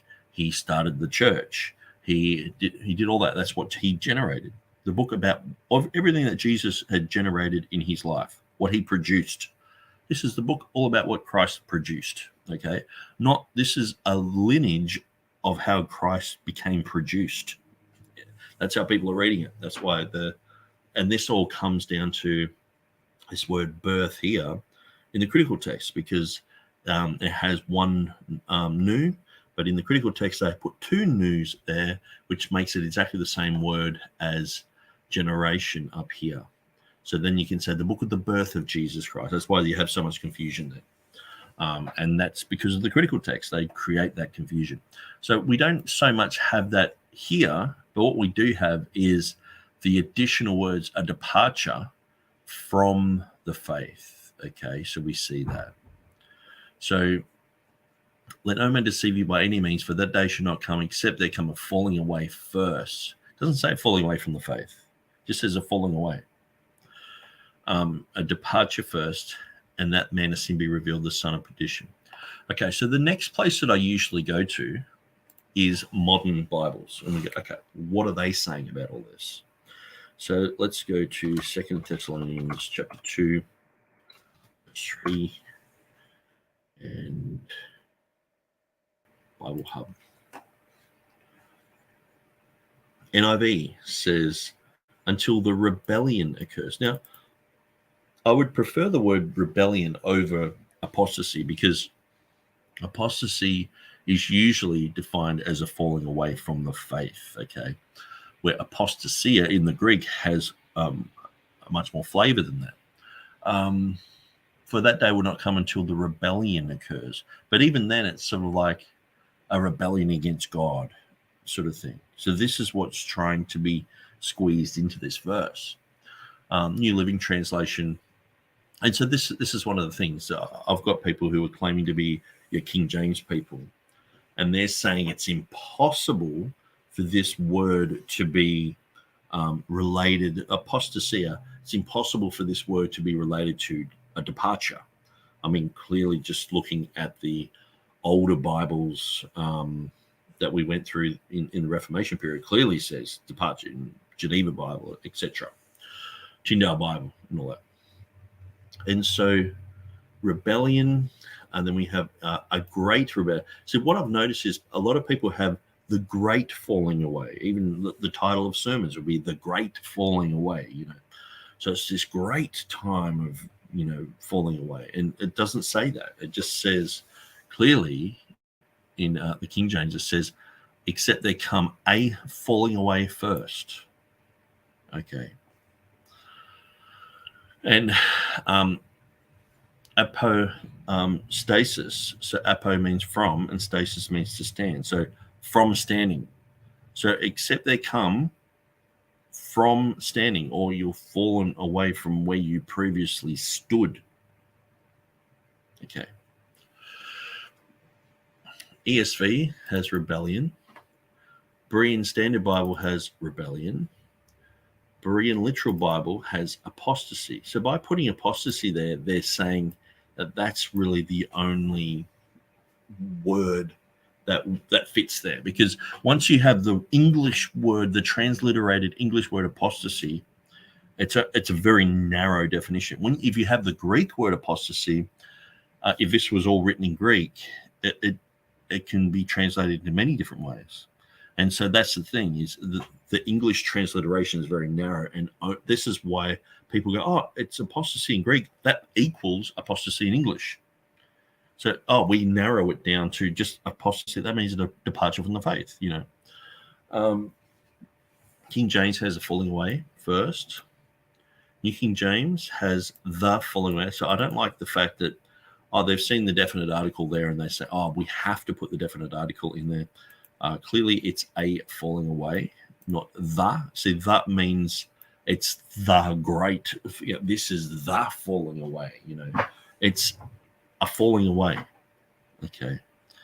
And so that's clearly how the King James has it, which is a better rendition of the Greek. So we'll actually go to the Greek here. Open this up. And we'll look at some commentaries as well. So here they have just, apostasy in the interlinear. So ἀποστασία.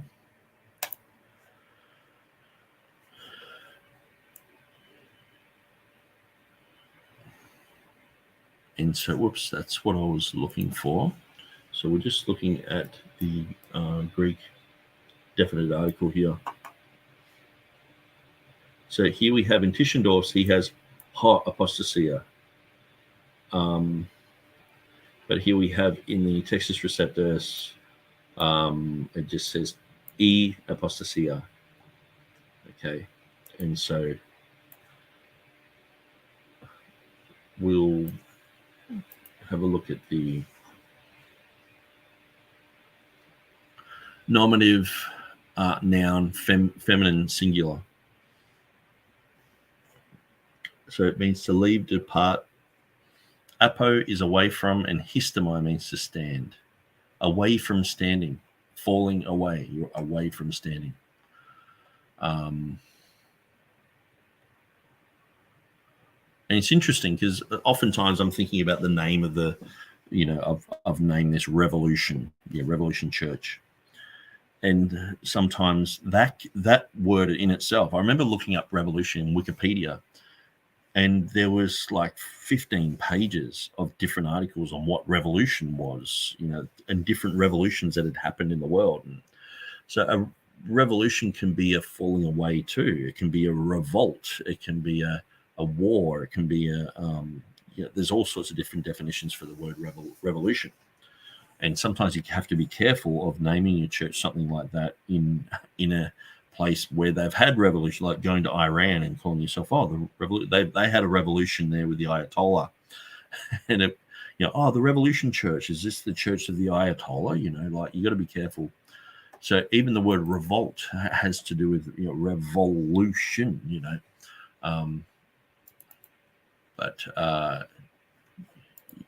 so we see that the Gentiles, or the Jews, were pulling Paul over the coals for telling the Gentiles they didn't need to be circumcised, and they were saying to Paul, "You're telling him to forsake Moses." So the word "forsake" here is a word that comes from the same Greek word, ἀποστασία. So let's maybe have a look at that. Forsake.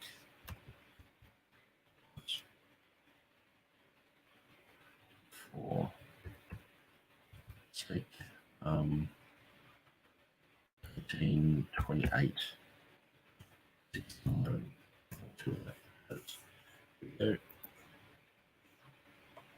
Forsake.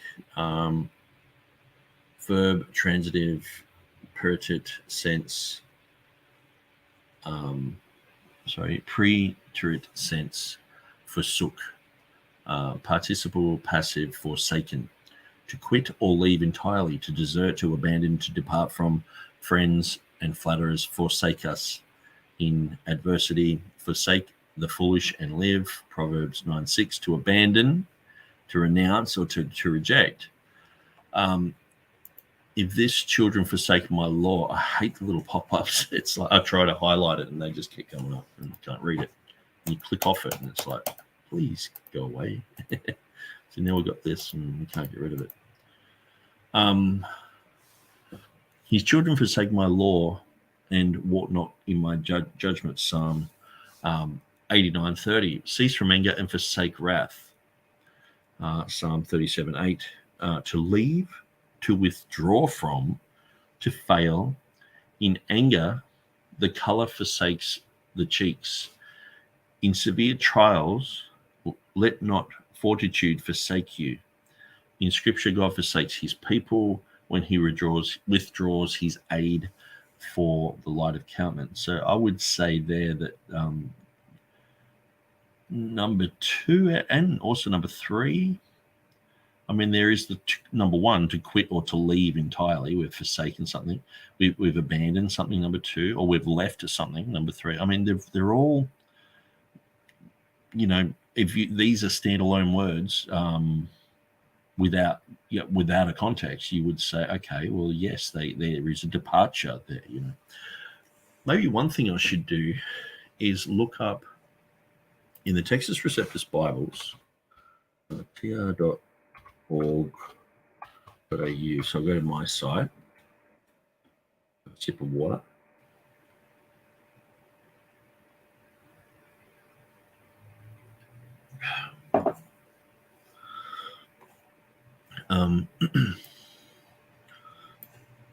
Compare versions with the 2016. So let's go to the interlinear. Now let's go to the book of Acts. It's Acts 21.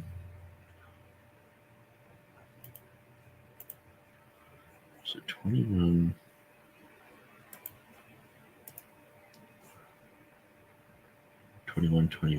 Okay. And let's see how this is translated, because we have ἀποστασία here. Hoti is for, it's a conjunction.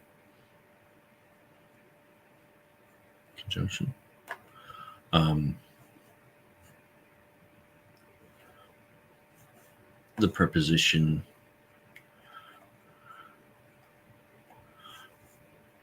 forsake Moses. Okay, so I'll just read through these other ones, although I don't agree with them. Falling away from Moses, which is interesting.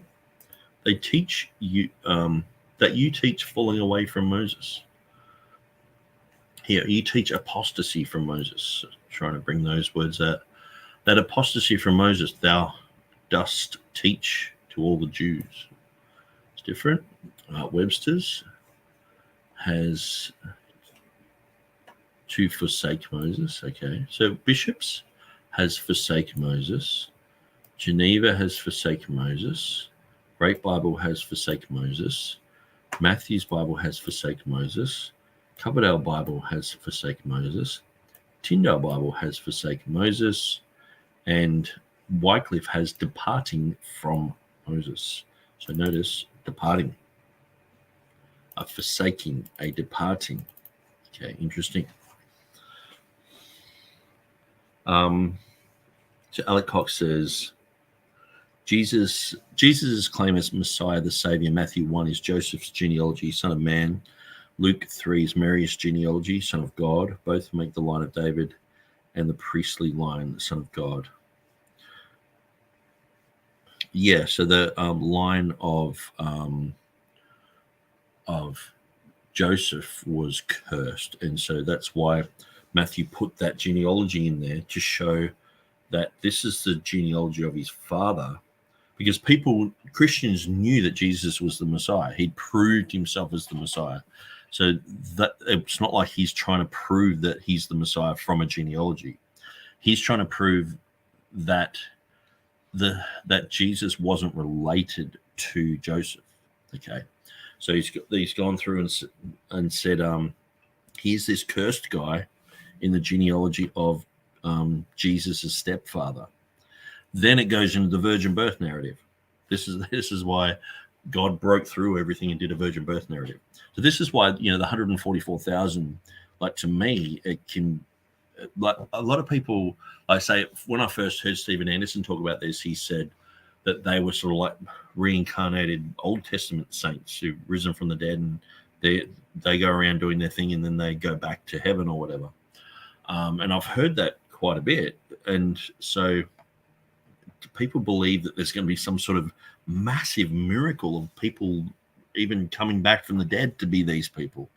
To me, it's just there is just as much of a miracle that God would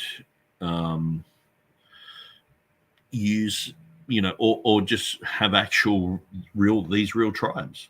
Why can't he do that? What does it have to be? Only a miracle in raising a bunch of people from the dead from the Old Testament to make them be these people, or can't he do that today? And So anyway, I'm going to try and go through some of this. So we're going through modern Bibles. It'd be interesting actually to see what modern Bibles say here. So Acts 21:21. Modern Bibles say, turn away from Moses, turn their backs on the law of Moses. New Living Bible, English Standard Version has to forsake Moses. Berean Standard Bible has forsake Moses. Berean Literal Bible has apostasy from Moses. King James Bible has to forsake Moses. New King James Bible has forsake Moses. New American Standard Bible has to abandon Moses. NASB 1995 has forsake Moses. NASB 1997 has forsake Moses. Legacy Standard Bible has forsake Moses. Amplified Bible has to turn away from, and in brackets, the law of, and then Moses. Christian Standard Bible has to abandon Moses. Holman Christian Standard Bible has to abandon Moses. American Standard Version has to forsake Moses. Arabic Bible in plain English has to separate from Moses. That's interesting. The word separate there. The Contemporary English Bible has to... Does it even mention Moses here? Doesn't even mention Moses. The CEV, okay. Douay Rheims has to depart from Moses, the departure. English Revised Version has to forsake Moses. God's Word translation has abandoned Moses. Good News translation has abandoned the law of Moses. International Standard Version has forsake the law of Moses. Literal Standard Version has departure from Moses. Majority Standard Bible has forsake Moses. New American Bible has to abandon Moses. The NET Bible has to abandon Moses. The New Revised Standard Version has forsake Moses. The New Heart Bible has to forsake Moses. The Webster's Bible translation has forsake Moses. The Weymouth New Testament has abandoned Moses. The World English Bible has forsake Moses. The Young's Literal Translation has apostasy from Moses. And then there's additional translations. It's like, man, can't you just have one? Or, 4 or 5. Like, there's like, I just read through like 25, and they got additional ones, It's exhausting. Anyway, so let's look at some other things. So we know that the word apostasia has been interpreted to mean a pre-tribulational rapture. Now, I know some people are saying that it's only a recent thing. I had heard this in the 1990s, and I'm pretty sure that this is part of the teaching. Actually, I should just look up Vines anyway. Part of the teaching of this book, The Foundations of Pentecostal Theology. So I might just quickly look up 2 Thessalonians and just see if this is mentioned. 2 Thessalonians chapter 2.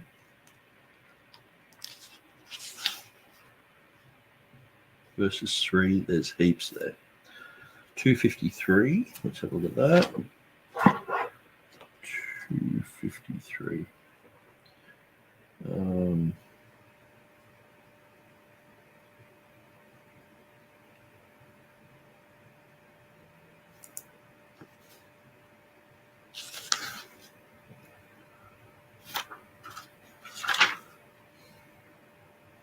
Nope. 529, 523, 529. Okay, so it does have a bit about the falling away. Another reference to the rapture by Paul is found in 2 Thessalonians. Now, we beseech you, brethren, by the coming of our Lord Jesus Christ and by our gathering together to him. So that's all in capitals, gathering together to him.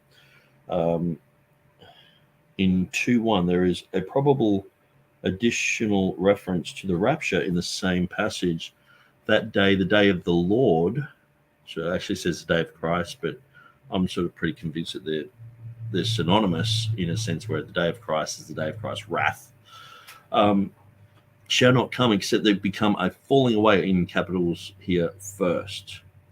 The Greek word translated falling away may also have the meaning departure. See 2 Corinthians 12:8, depart. Okay, so let's have a quick look at 2 Corinthians 12:8. 2 Corinthians 12:8.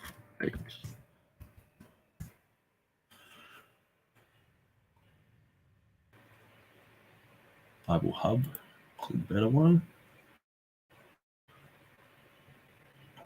For this thing I besought the Lord thrice that it might depart from me. Okay, so let's have a look at the Greek.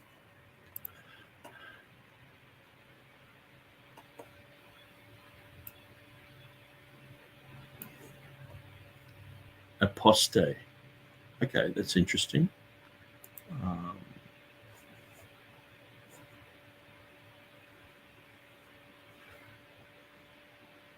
Aphistome. Okay, so to lead away, to depart from. I make to stand away, draw away, repel, take up a position away from, withdraw from, leave, abstain from. So this word appears quite frequently in the Bible. In Luke 2:37, years which departed not from, I guess it's the temple. Luke 4:13, the temptation he departed from him. In the time of temptation, fall away. So that's interesting. The departed and falling away. So he departed from the devil. So that would be a positive departure. Whence ye are, depart from me. In Luke 13:27, depart from me, I never knew you. And he drew away much.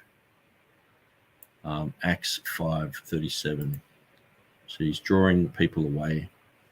Acts 5:38. I say to you, refrain from these things.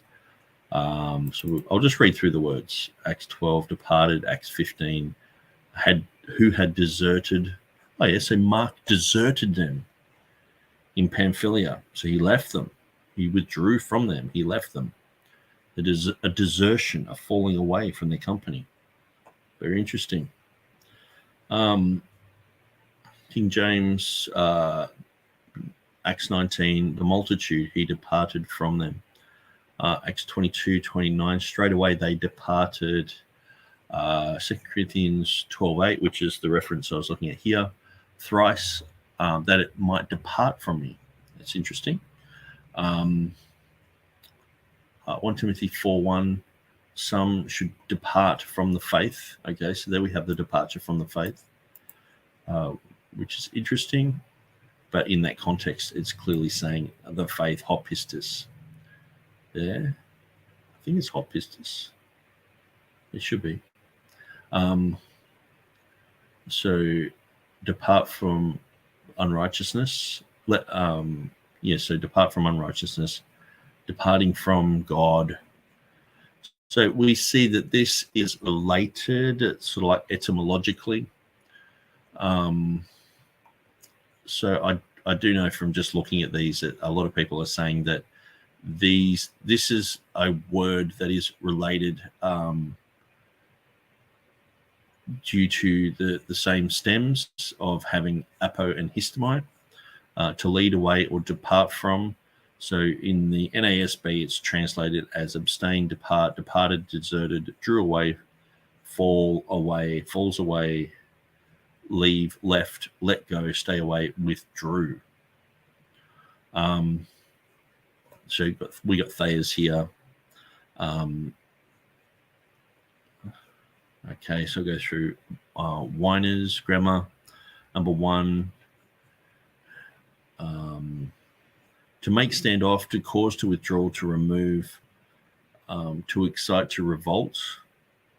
Number two, to stand off, to stand aloof, to go away, to depart from, to desert, withdraw, from one, to cease, to vex one, to fall away, to become faithless, to shun, to flee from, to withdraw oneself from, to fall away, to keep oneself from, absent from.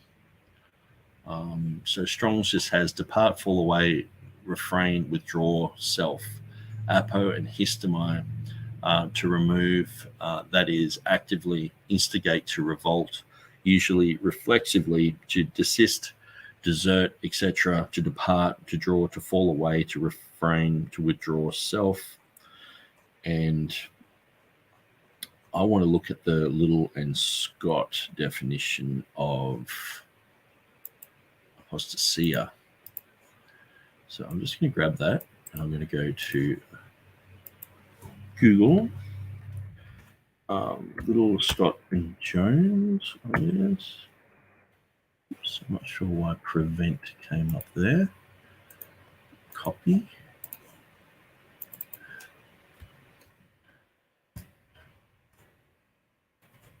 Okay, so I was looking at this yesterday, which is quite interesting. So when we're looking at that word, it's this is the actual word, ἀποστασία. The word that we were just looking at is ἀφίστημαι, which is it's a little bit different, but it has very much the same type of meaning, coming from the same two Greek words, apo and histemi. So we look at apo and histemi there, we can see in this one, it comes from that word, ἀφίστημαι. Okay, but here we see it comes from apo, ἀποστασία, from ἀποhistemi, leave part. So it is a word that is derived from ἀφίστημαι, which means to leave and to depart. So that's where I guess I'll have to look at the usage of those words and how it's related to ἀποστασία. But Little, Scott, and Jones, I saw the other day. Okay, full diacritics, ἀποστασία.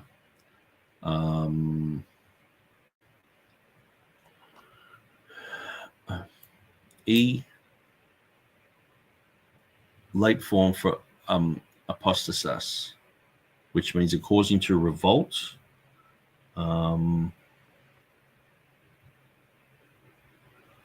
A slackness of bandages, a deflection, a revolt. Okay, so here is a deflection, a revolt, especially in a religious sense, a rebellion against God, and apostasy. In the Septuagint, we have, I think it's, that'd be Joshua 22:22. And then we have second EP. What's EP?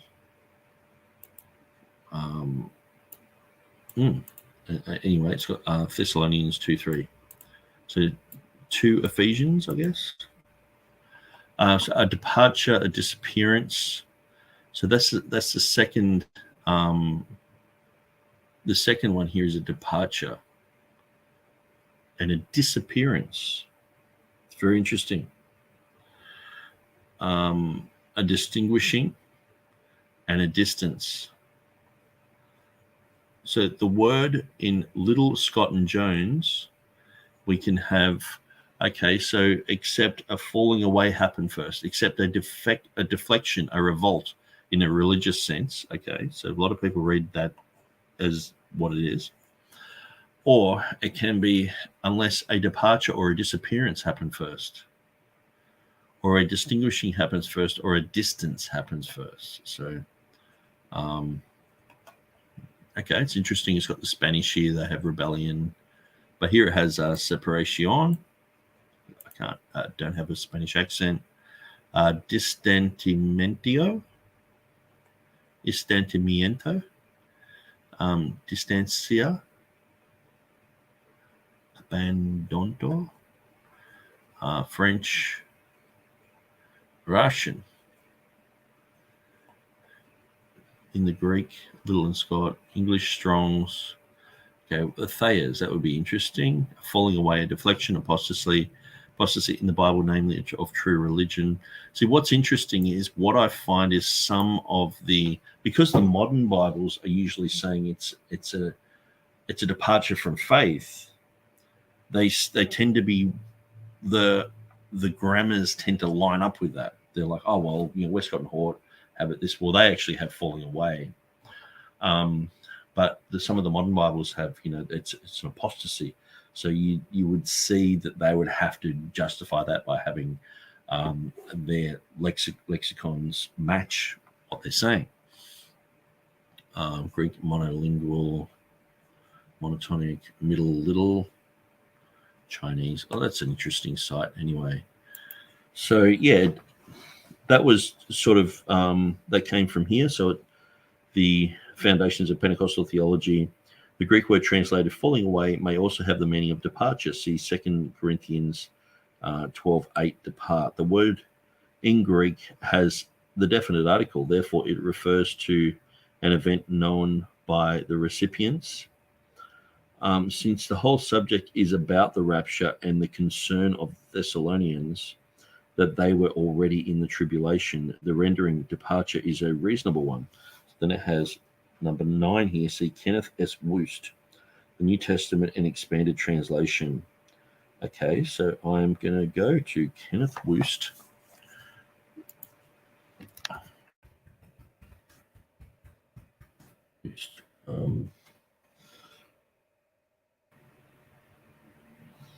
And second test. And second test.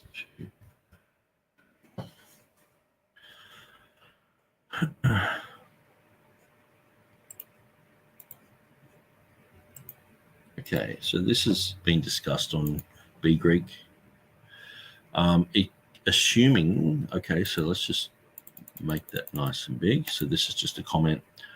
Carl says, assuming for the sake of argument that apostasia refers to a departure, namely a pre-trib rapture, then it seems we're faced with at least 2 insurmountable difficulties. First is the matter of double talk. Now, this was brought up by Dwayne Green on my Facebook yesterday.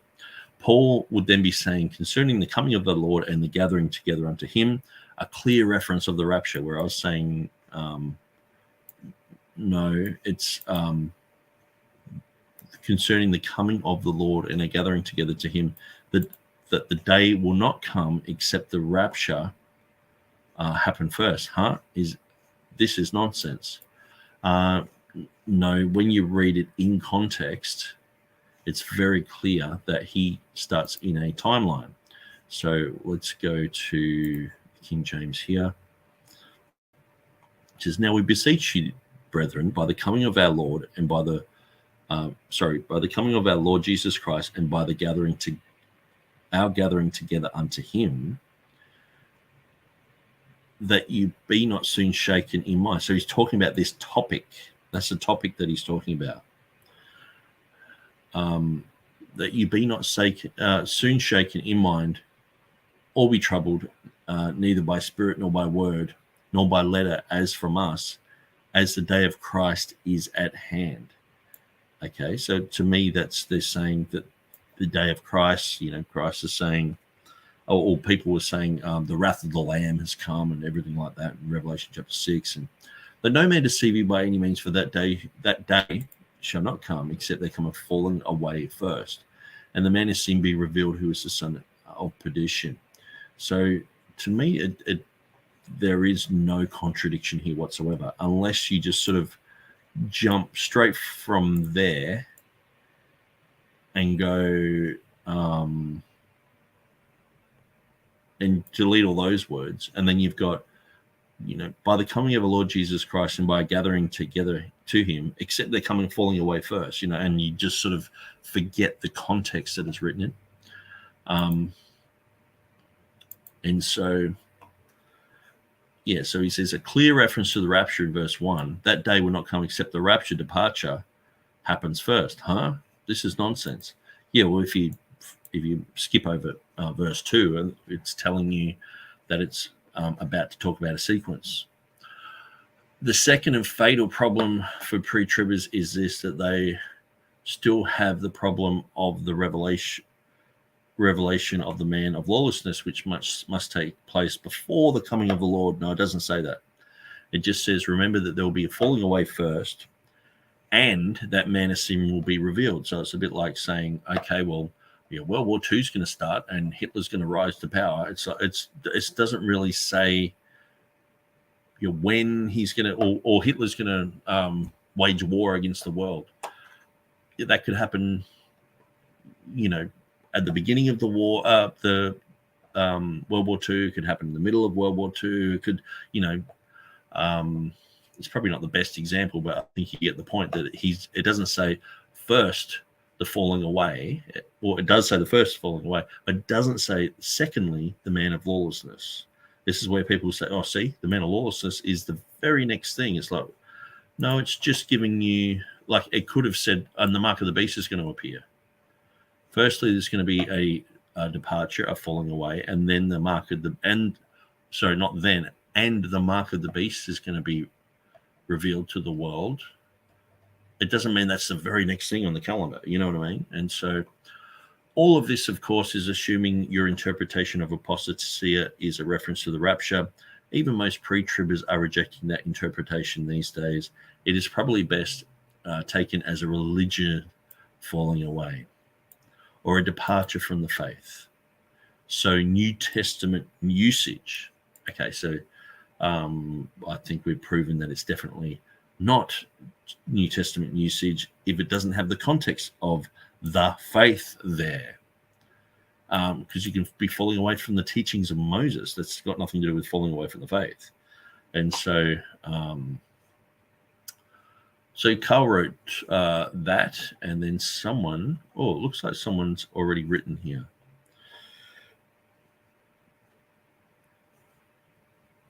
Mr. Woost's argument follows. So this is Kenneth Woost, okay? The words falling away in the authorized version are rendering of apostasia. The verbal form ἀποστασία, from which it comes, is present middle of ἀποστομē,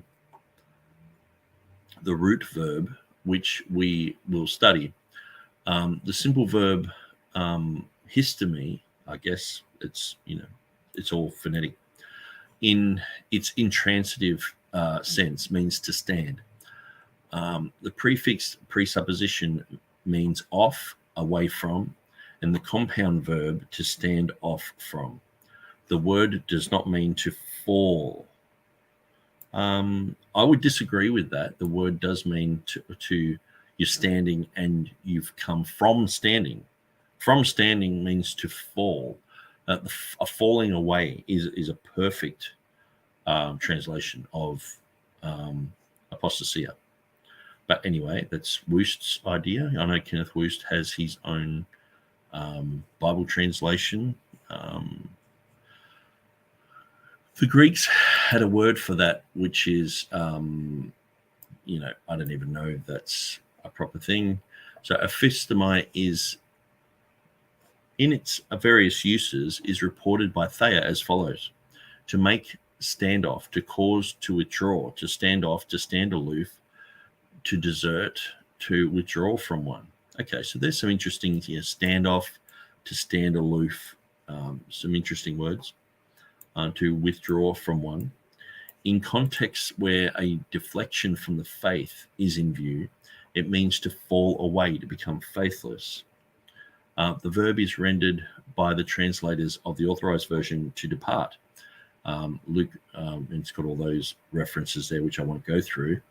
It is translated falling away in Acts 5:37, drew away, and in Acts 5:38, refrain. So these aren't apostasia, but these are ἀποστομē. Okay, so we sort of went through some of them, like 2 Corinthians 12:8 we read from the one that I'm reading in my hand here now. And they translated the word here instead of interpreting it. So I guess they got a problem with the King James saying falling away because it's not as, I guess, distinct as the word departure. But to me it is. It's a falling away, like if I fell away from the Jehovah's Witnesses. If someone said to me, Nick, you were a Jehovah's Witness for 20 years. It's like, yeah, and then I fell away from that group.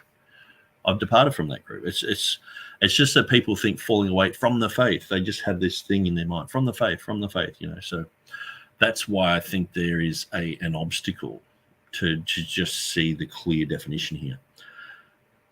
Had they translated the word here instead of interpreting it, they would have rendered it by the word departure. No, the Bishop's Bible clearly has falling away.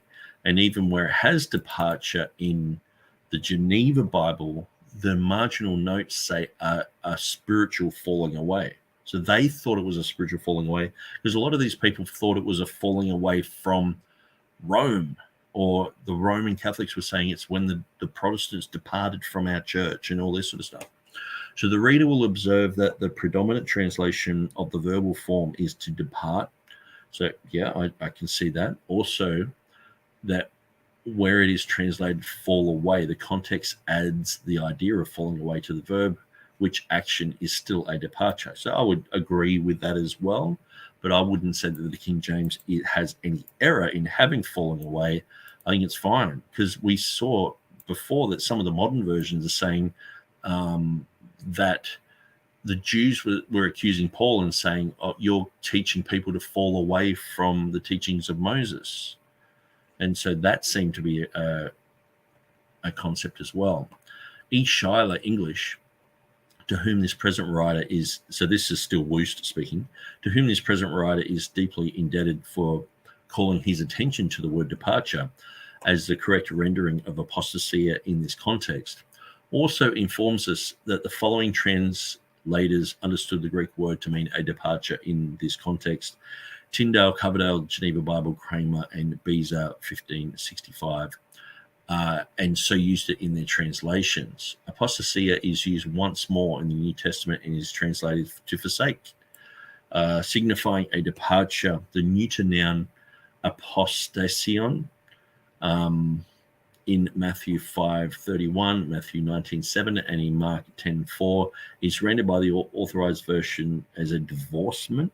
Okay, that's interesting. Which word also signifies a departure here from antecedent relations.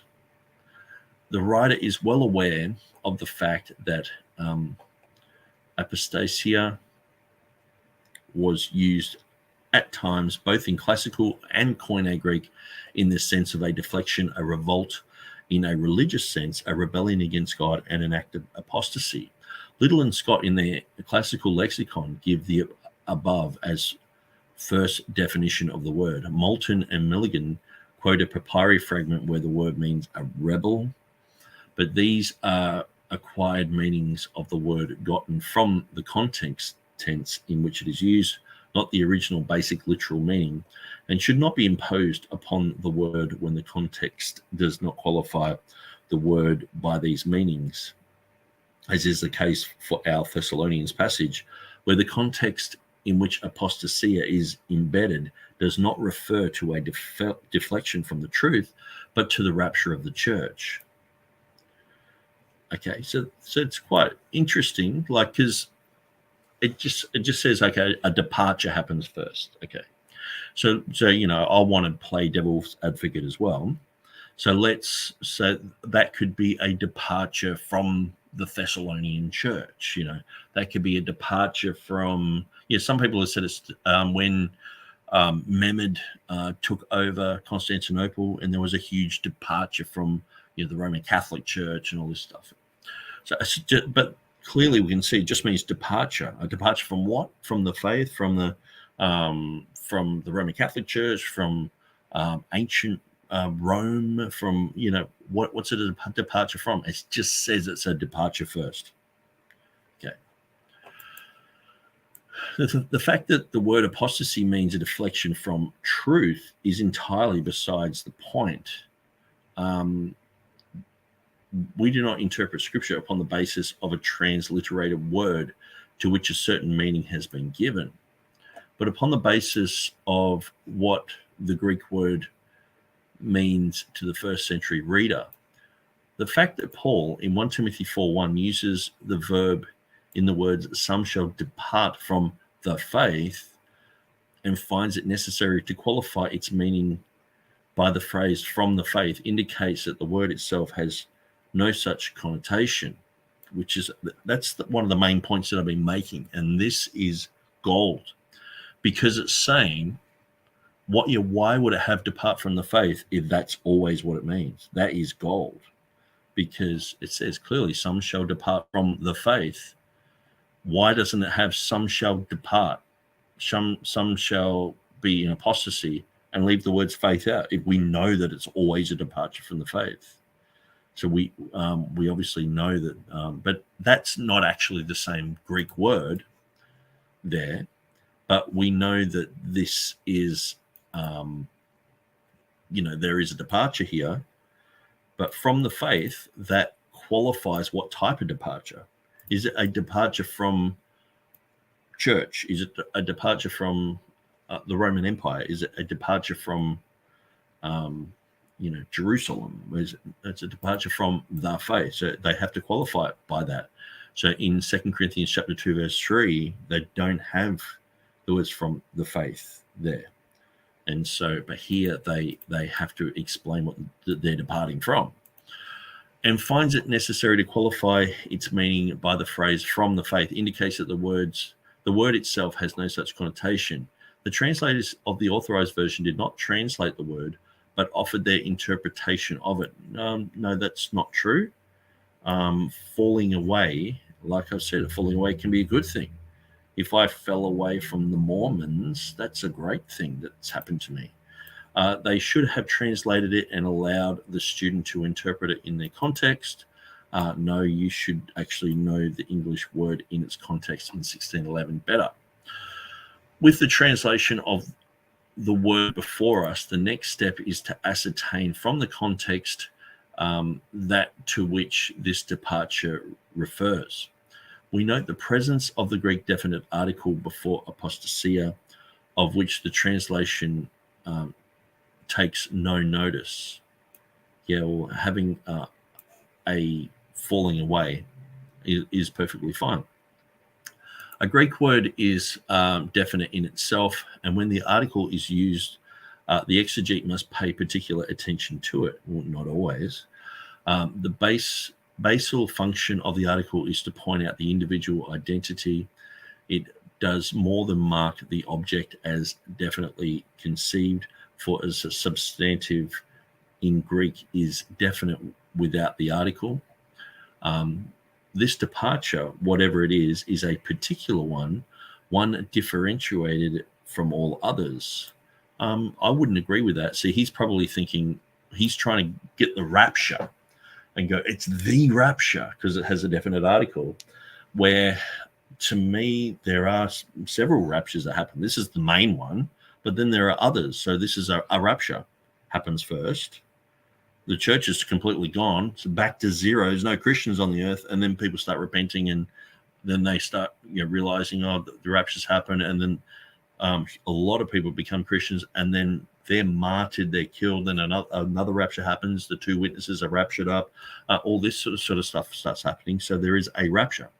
There is a falling away. So I don't necessarily, I can see the point that he's making, but I don't necessarily agree with it.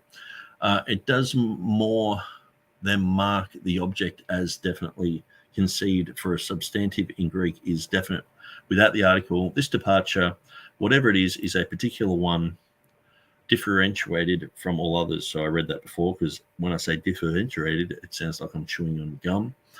Another function of the article is to denote previous reference.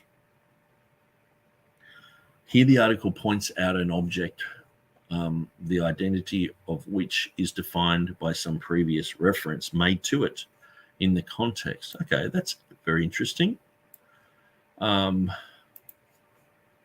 Okay, so yeah, it's talking about so it's become the main subject. Paul in 2 Thessalonians 2:1 has just spoken of the coming of the Lord. This coming is defined by the words "our gathering together unto him," not as the second advent, but as the rapture. The Greek word rendered "and" can also be translated "even," which is very true. Usually just the K in Greek, the conjunction, and the translation reads, the coming of our Lord Jesus Christ, even our gathering together unto him. Okay, so but even our gathering together unto him would be mostly joining those two together in a sense where it's like they're one thing. So coming of Jesus and our gathering. Okay, so is it the coming of our Lord Jesus to the Mount of Olives, or is it the coming of our Lord Jesus in the clouds of heaven? So yeah, one thing is, if I'm talking to even post-trib people, they make a distinction between the second coming and the rapture. So even though they do sort of get Matthew 24 and turn that into the rapture at the end there, it's like, oh, why do you do that? It's very confusing, but they do that. But I'm just trying to get my head around this and what he's saying here. The article before ἀποστασία defines the word by pointing the gathering together unto him as that departure. Okay, so the article before ἀποστασία, so this is the ἀποστασία in the Greek, defines that word. So it defines that word by pointing to the gathering together unto him. So they're saying it's pointing to the gathering together unto him, that this definite article is there. There's a link between that. So it's saying that this gathering together unto him is the departure. So this article determines the context which defines ἀποστασία. The translators took the context of 2 Thessalonians chapter 2, verses 10 to 12 as deciding the significance of the word, but they went too far afield, not grasping the function of the definite article preceding ἀποστασία, which points back to the rapture of 2 Thessalonians 2:2, not ahead to the refusal to believe the truth of 2 Thessalonians 2, 10 to 12. I see. So he's thinking that the King James translators had put falling away there because later on it says, you know, God will send them strong delusion and all this sort of stuff, and that that's related to it, which I would say that that's way further down the line. And I would say that Woost has in his mind that falling away is not as good as the word departure, which is a Geneva Bible thing, which would sort of be something that I would say someone like Miles Smith, who wrote the translators for the Reader in the King James, he said, you know, we're coming against popish people, but also against conceited brethren. So some of these conceited brethren always just went back to the Geneva and said it's better, you know. Where I would say, yeah, if you go back to the Geneva, you do have the word departure there, but the falling away is a departure. Well, understand that a falling away is a departure is a falling away, and there's no conflict between the two resolves most of this, where he seems to think that a falling away is sort of always of the faith, you know, and that's what the King James translators were thinking when they did this, which I don't think so. So hopefully you can understand what I'm getting at there. So I'll just finish this, and then I'll get back to some of these comments. Okay, so I'll just start from here again. So the article before ἀποστασία defines that word by pointing to the gathering together unto him as that departure. The article determines the context which defines ἀποστασία. The translators took the context of 2 Thessalonians chapter 2, verses 10 to 12 as deciding the significance of the word, but they went too far afield, not grasping the function of the definite article preceding ἀποστασία, which points back to the rapture of 2 Thessalonians 2, verse 2, not ahead to the refusal to believe the truth of 2 Thessalonians chapter 2, verses 10 to 12.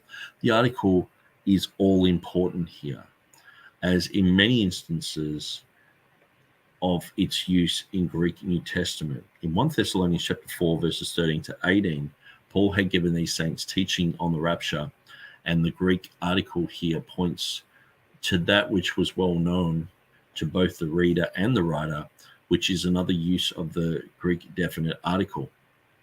Thus, the departure of the church from earth to heaven must precede the great tribulation period, and we have answered our questions again. It might be added that the reason why Paul merely speaks of a pre-tribulation rapture, rather than a pre-70th week rapture. Okay, I haven't ever seen pre-70th. It's like, what is that? A pre-70th, it probably should have a little hyphen there. Pre-70th week rapture is that he is addressing himself to the needs of the Thessalonian saints and not explaining the particular place of the rapture in the prophetic program of God. Thank you, Carl Yombro. Okay, sorry about the yawn there. Okay, so that was very interesting. I'll keep that open because I want to get back on that. So we have a little bit more ἀποστασία, departure. Looks very complicated.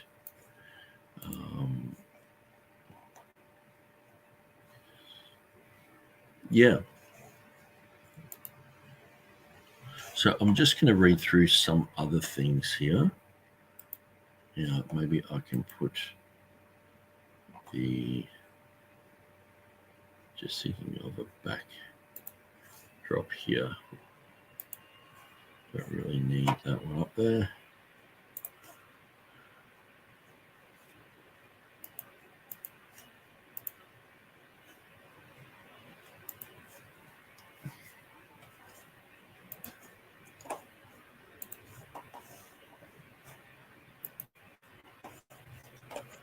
Okay.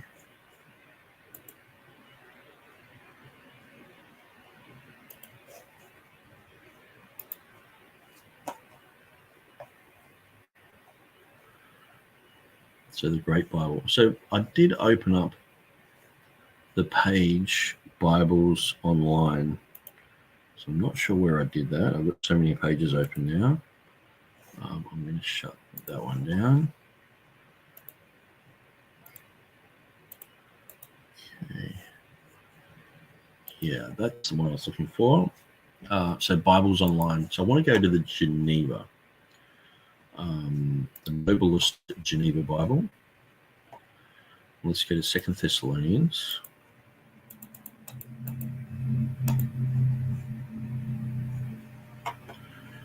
Okay, 2 Thessalonians chapter 2. Let's make it nice and big here. Now, notice in the headings here, it says, the Lord shall not come till the departing, and then it has from the faith come first. So you notice this is exactly the same as like the King James. They have the extra words from the faith in the heading. So this was just the concept that was around in that time. So we have the man of sin, the mystery of iniquity. So it's always good to look at all these marginal things and check it out and see what they're referring to.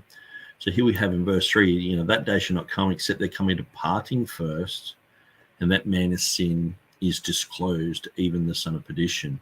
So here we have number C here, departing, a wonderful departing of the most part from the faith. So that's how the Geneva Bible. So this is the thing. Woost is like, it's got to be. It would have been better to stick with the departing, but at the end of the day, even the Geneva Bible guys in their notes were like, it's departing from the faith. So they were reading into it. Just everyone reads into it their theology, and this is a commentary on it. So I might just finish this one, the Foundations of Pentecostal Theology, because that sort of led us on to a lot of this. The word in Greek has a definite article, therefore it refers to an event known by the recipients. Since the whole subject is about the rapture, and the concern of the Thessalonians is that they were already in the tribulation, the rendering the departure is a reasonable one. So that's when it had a link to Woost and what he said there. So without doubt, the New Testament, especially Paul's writings, is very clear about a rapture of the living believers at Christ's coming. All evangelicals are agreed that a rapture will occur. I don't know about that now. They are not agreed about when the rapture will, when the rapture will occur in relation to the tribulation period described in the book of Revelation. While this book will identify itself with the pre-tribulation rapture position, which is the historic position of the church, the authors refrain from radical dogmatism in the presentation of the position, recognizing the fact that godly and scholarly teachers take other positions. And so then we got post-tribulation, and then we've got a whole bunch of other things mentioned there, so which I might go through another time, but we're specifically focusing on the 2 Thessalonians chapter 2, verse 3 issue. So I'm just going to quickly look up in Vines and see what that has. So it should just be under falling, but we'll check it out. Falling, fall. Apostasia, a deflection, a revolt, an apostasy, as used in the New Testament of religious apostasy. In Acts 21:21, translated to forsake, literally those, thou teachest apostasy from Moses. In 2 Thessalonians 2:3, the falling away signifies apostasy from the faith. In papyri documents, it is used. So they really have read the doctrine, the apostasy concept of the faith, departing from the faith, into that word. So it's like you can't use that word any other way. And it's like, well, no, clearly you can. And that was one of the things that I brought up last time. How did I get to that? Let me just crack open another page. And actually, it was on my Facebook and I was reading that. So some interesting things there. And I'll just quickly go through those again.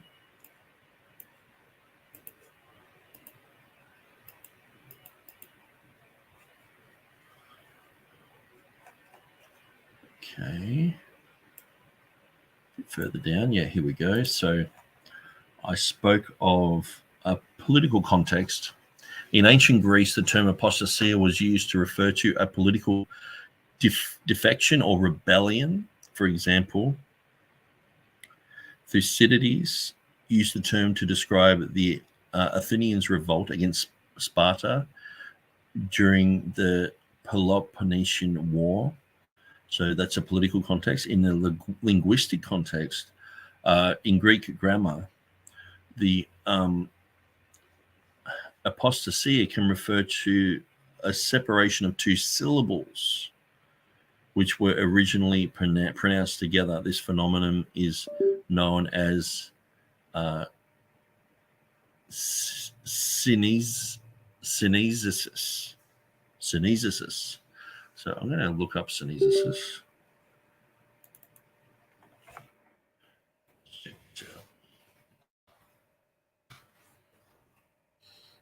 A sound change, a metaplasm in which two originally syllabic vowels, hiatus, are pronounced instead of a single syllable.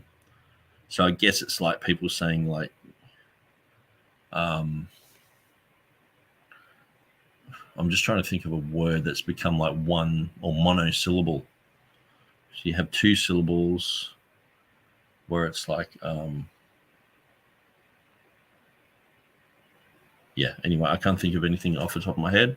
Let's quickly look at Wikipedia.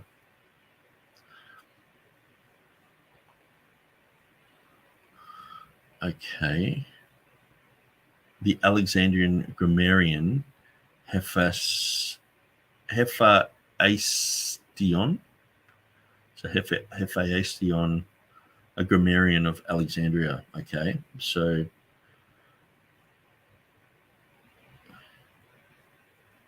ancient Greece.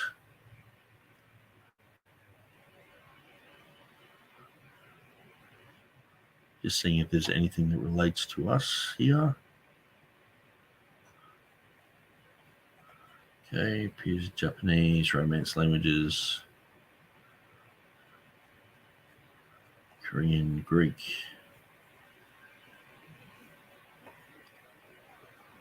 It's not mentioning apostasia. I might just quickly search for apo. I might just quickly search for apostasia. Maybe. Fine. We sort of have an understanding of what it is, but I'll look both of them up at the same time. Must include apostasia. Actually, what was that Wiktionary?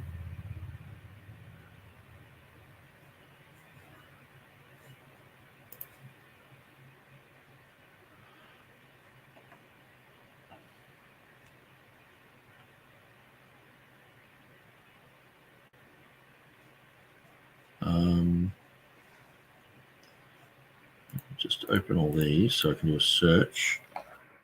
Oh, no. It hasn't opened. Apostasia.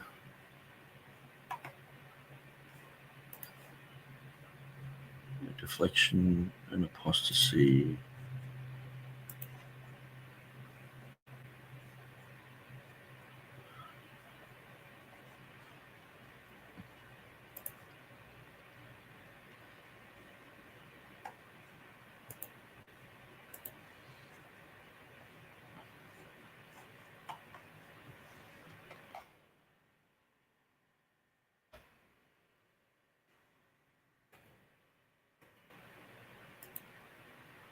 Okay. Deflection and revolt. Fatigue, disabled.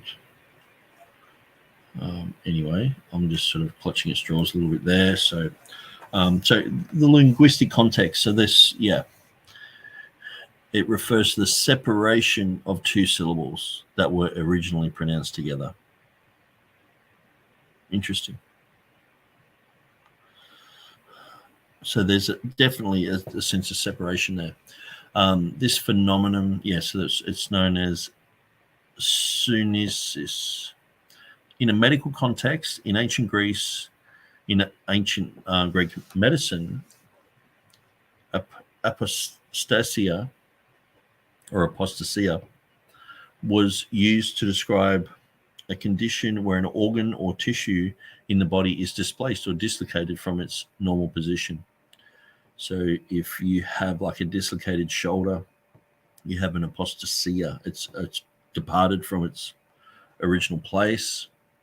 A legal context in Greek law, apostasia was used to describe a breach of contract or a failure to fulfill one's obligations. You failed, you've fallen away from your previous standing. So overall, apostasia has a large range of meanings beyond its specific use in the New Testament to refer to a religious deflection. Its context and usage depend on the particular field or discipline in which it is being used. So that's all cool. Now I'm going to go through some of these comments. Helg says, forsaking, departing from this world, falling away from this world, the catching away. Jesus is catching us away, but the passive party being raptured, departing, falling away. Yeah, so because I heard, I think it was Donnie, I was listening yesterday to his eschatology series. I think it's video number 6, where he talks about this and says, well, a falling is, just look at gravity. If you fall over, it's not a good thing, sort of thing. But it depends. You can be swept off your feet in love, like if someone comes and sweeps you off your feet, it's a good thing.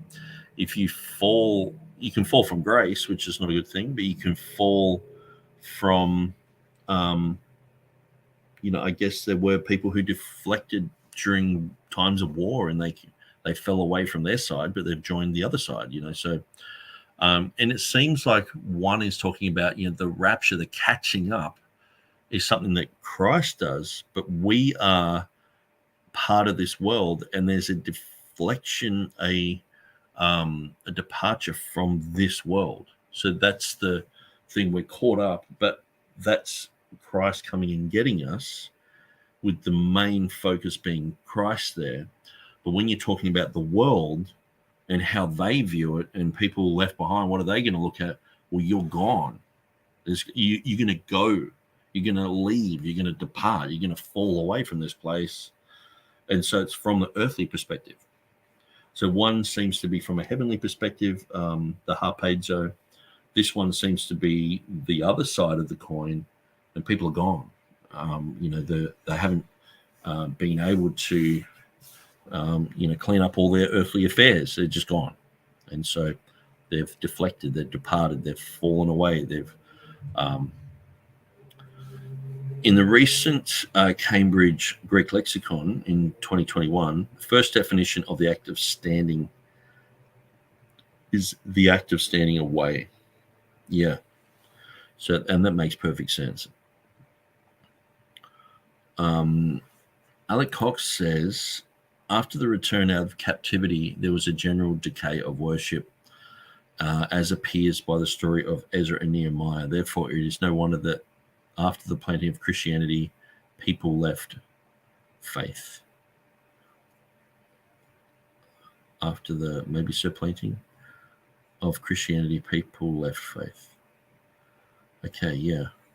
Helg says, Cambridge Greek Lexicon says apostasia comes from aphistemi, which is defined separate itself, fall away, stand off at a distance. Yeah, so it seems like, I know sometimes listening to guys that they do tend to have the Gail Ripplinger type of thing where it's like you can't look outside of the English for definitions. So it's like, let's read through all the falling away verses. And it's like, yeah, but it's like me saying, okay, let's historically look at all the time atheism appeared. And it's like, yeah, most of it is going to be negative. But then when you get to the early church, the first atheists were the Christians. So it's got to be understood in its context. And so the falling away, if it's a falling away from the faith, yeah, that's a falling away from the faith. But if it's a falling away from Moses, if it's a falling away from something else, it's like, well, that's that. That's it. The faith doesn't necessarily have to regulate the entire definition of that word forever just because it's used that way. We might say Adolf Hitler was I always bring up Hitler for some reason. Adolf Hitler was a maniac, but that doesn't mean that someone who's a maniac on the guitar is Adolf Hitler. You know what I'm saying? It's we use the word maniac in many different ways, and so even after Abraham, when his family ended up in Egypt, there were those that stopped practicing worship in Yahweh and followed the idols of Egypt, the bull of Mount Sinai. Falling away in worship, Solomon, deflection, spiritual or religious matters from sound doctrine. So Helg says theologians often interpret apostasia as a technical term for apostasy in a negative meaning, but since it stands alone in 2 Thessalonians chapter 2, verse 3, it is not said what kind of apostasia is meant. Exactly, that's the main point. Helg says apostasy is a word, not a theology. Gold, that's absolute gold. Appreciate that. Helg Evanson, I believe it was people that just got lazy, like the Exodus from Egypt. They spent 40 years in a place that they should have been only 3 months in. And what was interesting, because my wife speaks fluent Urdu and Hindi as well, and Punjabi. So we grabbed the Urdu Bible. So I just grabbed that, and so we were looking at the word, just in the common sort of Urdu English diglot here.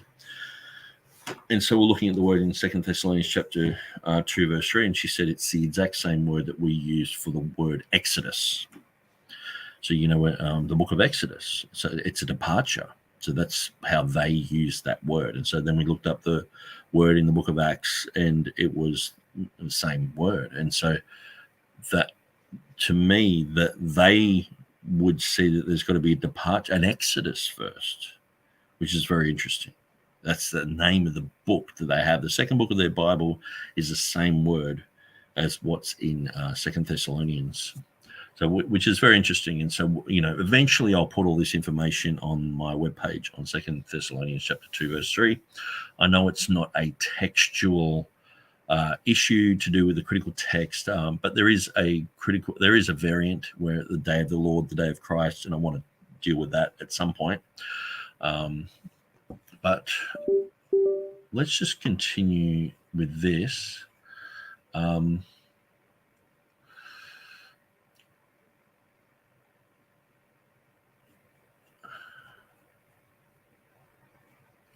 Okay, so I want to just check on some things. So we've looked at the whole thing of apostasy in English usually means a departure from the faith. So what people do is they say, oh, the Greek word's apostasy, ἀποστασία. It means the English definition. And so as we've seen, it can mean many different things in different contexts. Okay. But most people say it's and define it as a departure from the faith. They add the words the faith. So what I've seen with this particular part of the scriptures, people are adding the words here. Okay, so they're saying, there's a departure from the faith. They have to have that, and then they have to have the departure of the faith first, and then they also have the words sort of like the man of sin second. So it's like, the departure of the faith first, then the man of sin second, and it's like, no. You're adding words. You're squeezing your doctrine in. There is going to be a falling away. So there's going to be a departure. What that departure is, I'll let you guys figure it out. I think it's clearly pointing to a rapture. That's what I'm seeing. But when we look at the next thing, that's going to happen first. But the next thing mentioned is the man of sin is revealed, but that doesn't mean that that's the second thing, because it doesn't say second, because usually Paul is saying things like first apostles, then second prophets, third this. He will make a list if there's a pecking order or if there's a chronological sequence, but he's not doing that. So he could have said there's going to be a falling away, then Armageddon. This is all going to happen, guys. Or there could be there's going to be a falling away first, then there's going to be the mark of the beast. It doesn't mean it's the second thing on the calendar. So this is where these guys are desperate to put the second word in there, which I'm like, just stop adding to these things. If you just take the words in context, if we get rid of the fluff that's around the word ἀποστασία in the Greek, we can see it just means a departure. Yes, people have gone, it's a deflection, it's a departure from the faith. They've had all sorts of interpretations over the years, but it does literally just mean a falling away from standing. If you're standing, you're fine. If you've gone from that place of standing, you've fallen away from that position. Okay, it's translated as discessio. So this is the Latin, meaning primarily a separation, a division, and secondarily a going away, a departure or removal. So this is very interesting. So let's just go to discessio Latin. Oops. Thank you, Google, for being my spell check. I'm always thanking Google nowadays, especially when I'm driving around the city. I'm like, Google's like, just turn left here. I'm like, thank you so much. I always talk to my computers. Okay, so this is a third person singular perfect dative indicative of decido. Okay, so let's have a look at decido,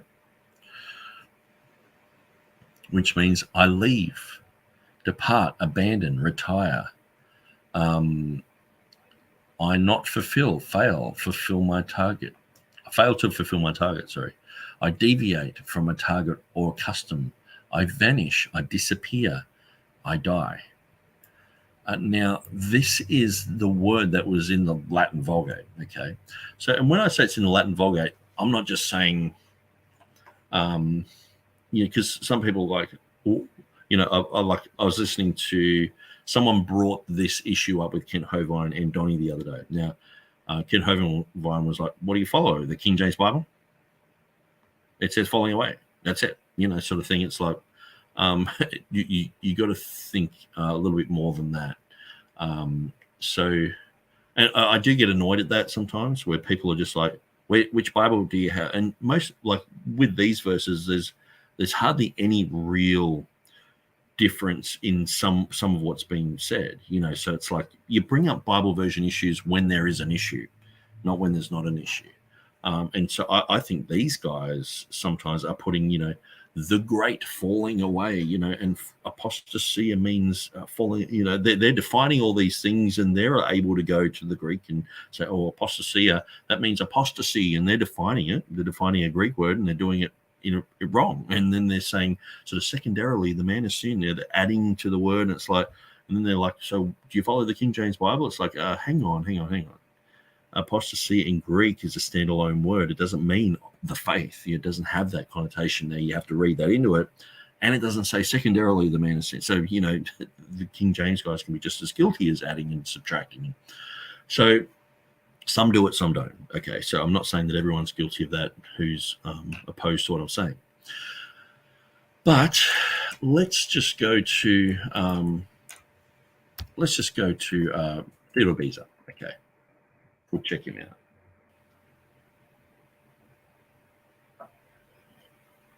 out.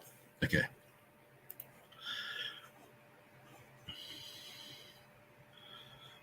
Now it would be the next page. Actually, the next page. Let's make this nice and big.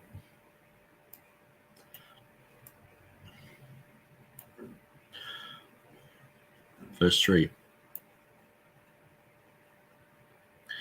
E ἀποστασία πρώτον, ki apocalypse.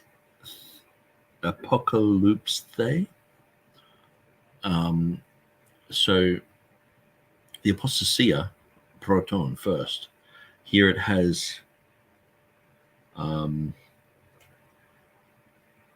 dissectio prius. Okay, so that's the word that we're looking up.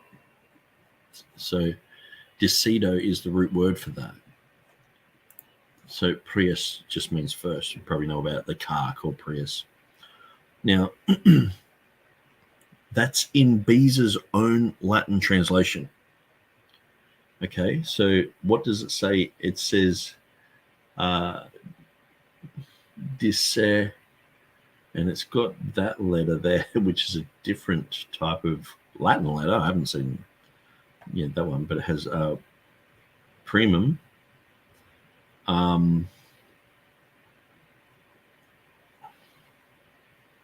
Okay, so that's just a CT. Okay, so dissectio.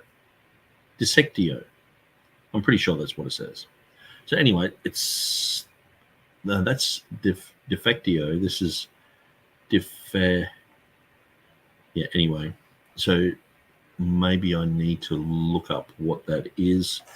But I'm pretty sure dissessio, meaning a separation or division, secondarily a going away or a departure or a removal. In the Latin Vulgate, the dissensiun, the oldest spelling of dissension in Wycliffe's first edition, the 1380, has a departing or a departing in Wycliffe's second edition, 1384, both translations of the Vulgate. The earliest English translation is directly from the Greek New Testament, being the Tyndale has a departure. So, defectio, defection, desertion, a rebellion or revolt. So in Latin, in the Complutensian Polyglot of 1514, Erasmus, in Beza's editions, it's a falling away. Okay, so in the Bishop's Bible,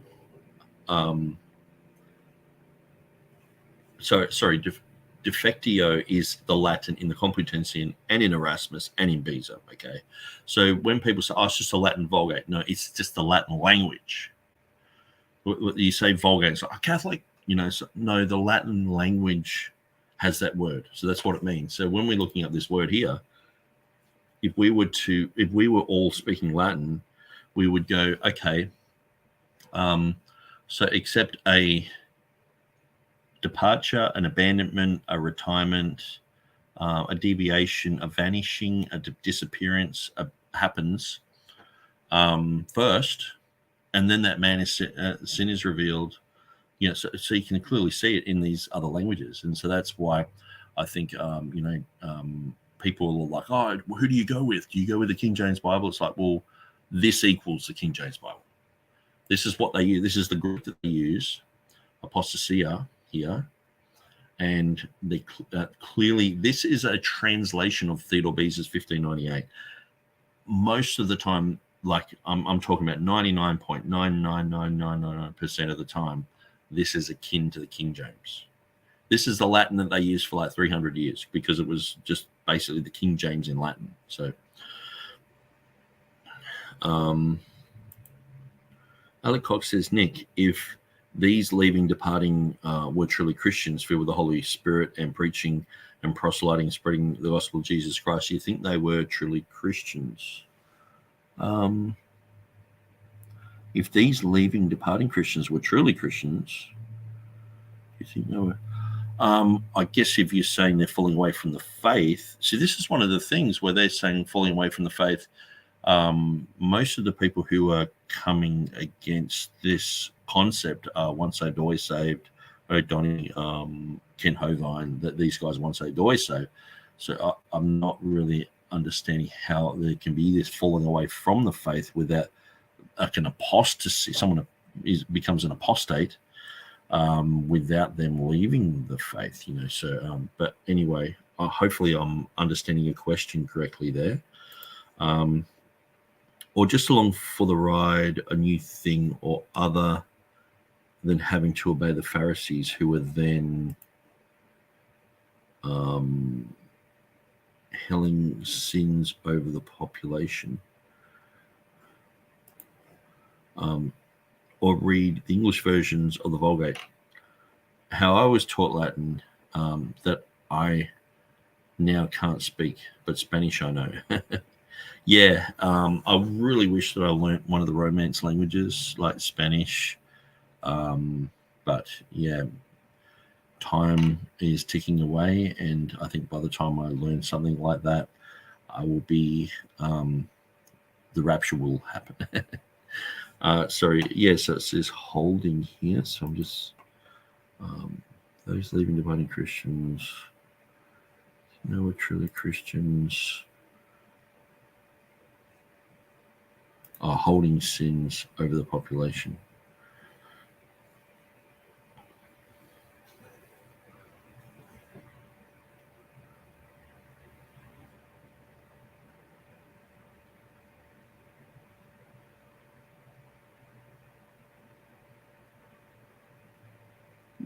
Yeah, I'm not really sure what you're getting at there, Alec. So sorry about that. I know it's hard to explain things. Half the time when there's debates happening, I throw things up there and I read back, and it's like, man, at the time it makes a lot of sense to me, but sometimes it can be hard to express it to someone else. And I've got 15 things happening here, and so. But yeah, if you want to try again. Okay, so we've got the falling away is in Bishop's 1598. The revolt is in the Douay Rheims in the 1582. So that's a translation of the Vulgate, the Latin. A rebellion in the Revised Standard Version. So that in the elementary Latin dictionary, it defines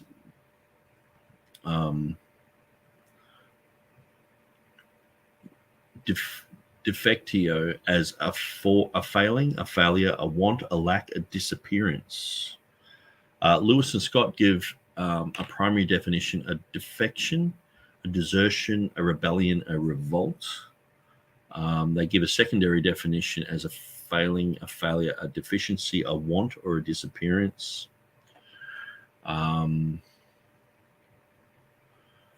Okay, so in Philip's Bible, it has the final rebellion against God, which is pretty full on.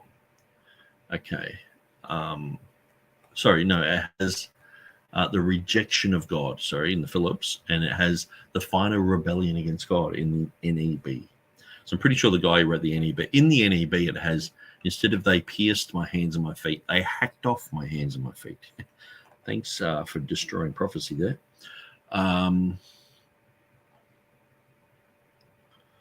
So no, I won't read that. So, okay, so there's the departure from Moses. So we looked into that as well. So I'm just checking all these things, just making sure I'm covering every base. We looked at the Little and Scott. So it has a religious apostasy against God. Then it has a secondary meaning, a departure, a disappearance.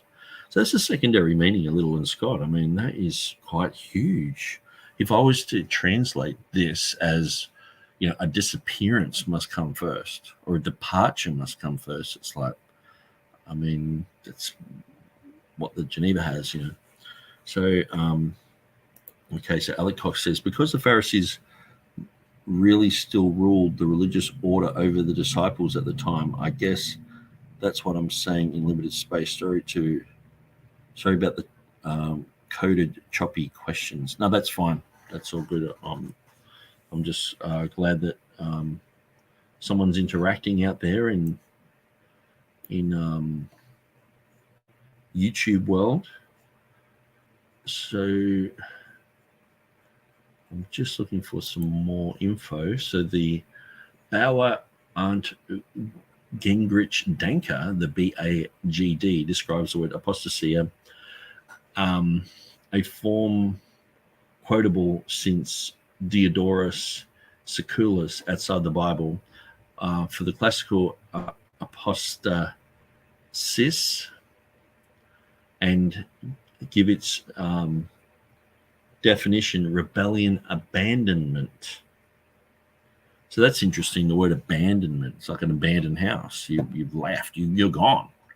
The bushfire's coming and you're gone. You've fallen away. You've fled. You're out of there. My mate used to always say, I'm not worried about Armageddon because I'm getting out of here. It's pretty funny. A religious apostasy, that would have to be in the context, providing 3 citations of the Greek Old Testament, which was produced between the 3rd and 2nd centuries BC. So apostasy is found 5 times in the Greek Old Testament in the Septuagint. In 3 instances, some manuscripts had the variant reading apostasis, which means defection or revolt, for apostasia. Okay, so we're looking at, I might even look these up, Joshua 22:22. So I might look them up in the actual 16:11. Let's do that. Let's get right into this. Joshua 22:22. 22. Oops, 21. 22.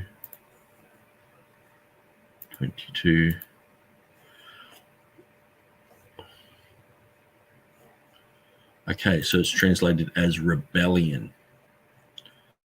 Okay, so let's have a look, see, and maybe there's a marginal note with some sort of extra info there. 22. Rebellion. No, there's no marginal note there. Nothing down the bottom there. So let's just read it in context. The Lord, Jehovah, God of gods, the Lord, God of gods, he knoweth, and Israel shall know, if it be rebellion, or if in transgression against the Lord. Save us not this day. Okay, so that's the first one. So 2 Chronicles 29:19. Let's look at that one. 2 Chronicles 29:19.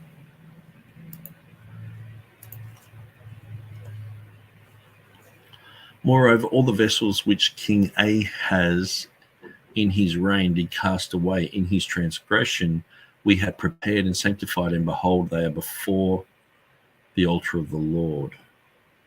Okay, so I guess cast away. Let's have a look at the...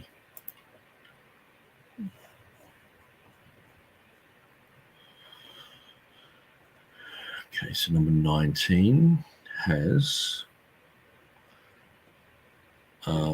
cast away in his transgression. So I guess cast away, fall away.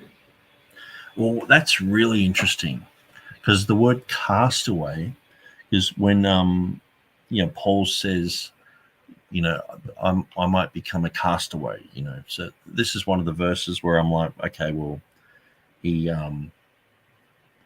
people talking about once saved, always saved, and what the Greek word there is actually the same word used as reprobate, so reprobate, castaway. So it just depends on which side of the coin you're on. So if you have the earth, so if you have the whole concept of a reprobate and something cast away is the whole concept of a refining fire. So the refining fire is put upon the gold or the silver, and then the dross comes to the top, and whatever is taken off, the dross is taken off, and it becomes that is the reprobate, that is the castaway. Okay, so I guess we are considered the filth of the earth, the scum of the earth, the Christians. It says just as much as the world is a stench to us, we are a stench to the world. So they think we stink. They're like, oh, these Christians. They roll their eyes at us, and they're like, oh, this is disgusting. And so it's quite interesting that this word here in the Greek, like castaway, which is, like a reprobate, we have become the reprobates of the world, not of God, but of the world. So we're spat out of the world, sort of thing. The world we're no longer. You sort of become redundant here in the world. It's like, okay, well, let's get you raptured up, and let's finish this up, sort of thing. And so, God's mercy extends only so far. And then there's times when he wraps things up. And so that's when the rapture happens. Okay, so 1 Maccabees. So this is in the apocryphal literature, which I don't think is scriptural, but sometimes it's good to look at it for how things have been translated. So this would have been in the original 1611, but not in recent editions of the King James. The Bible Societies didn't print it with it in there. Okay, so 1 Maccabees chapter 2, verse 15. Let's check that out. In the meanwhile, the king's officers, such as compel the people to revolt, came to the city of Modin to make them a sacrifice. Okay, so it's got the word revolt there. Let's have a quick look and see if there's any information in the margins. I've totally forgotten what one it was. It was 15. There we go. Revolt. It's interesting because my church is called Revolution Church. It's a revolting church. We're revolting people, because we have revolved. We have a revolving door. We've turned around. We've gone the other way. We tricked everyone. They thought we were going to hell, and then we turn around and we're going to heaven. And so,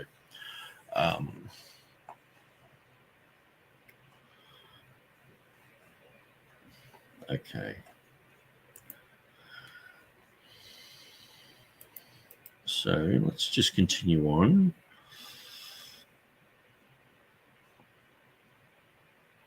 So James H. Moulton and George Milligan cite papyrological and other non-literary sources, i.e. the Koine, dating to various points in the 2nd century BC for the occurrences of the word apostastatus, meaning deserter or rebel. One of the old word apostasis, which regards as equivalent to apostasia, and one of the adjective apostatikos.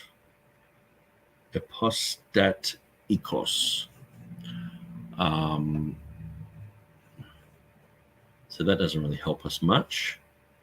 But G.W. Lamb provides the following definitions of apostasia: revolt, deflection, especially spiritual, of fallen angels, of the devil and demons, of man, original sin, of sin in general, from truth, apostasy, both from and of, secession, schism, divorce and departure, removal, defection from a monastery, someone running away from a monastery. They've left. It's like, hey, good on you guys. Leave and become a Protestant. Si vera lectio, if it is a true meaning, standing aloof. Interesting.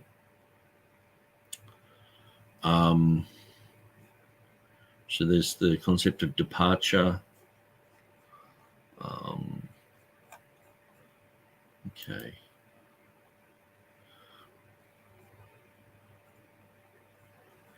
So I'm just trying to make sure I haven't missed anything here. I know there's heaps of things that I could go into, but I just want to have these 2 videos are just sort of like a brief, just going over things. And then when people bring things up, if people say, look, I want to debate with you on this, I want them to go through these 2 videos and go, okay, well, now I know what you're saying.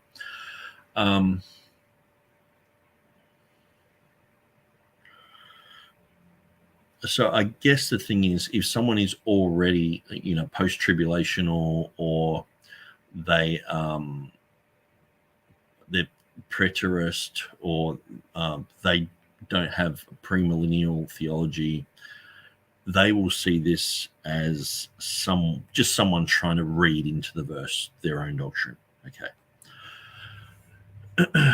Instead of just going, okay, that is what the words mean. Now, they can still say it's a falling away from the faith, but they have to insert from the faith. Okay. They could say it's a falling away from denominations. It's a falling away from church. It's a falling away from, I don't know, from the world. It's a literal falling away. People fell over, but it's got to be put into the context where it does mean a departure from a place where they were once standing. Which, for a pre-trib guy, we just see, well, that's the rapture. That's what I can't unsee that now. Okay, so I'm just going through a few other things. Okay, so John R. Rice in 1945, he embraced this view. Rice, so this is a critique by William Coombs. So Rice gives no argumentation. He simply says about the falling away of 2 Thessalonians 2:3, I believe this refers to the rapture of the saints, when the invisible ties of gravity will be broken and we will suddenly fall away into the air to meet Jesus. Okay, that's interesting.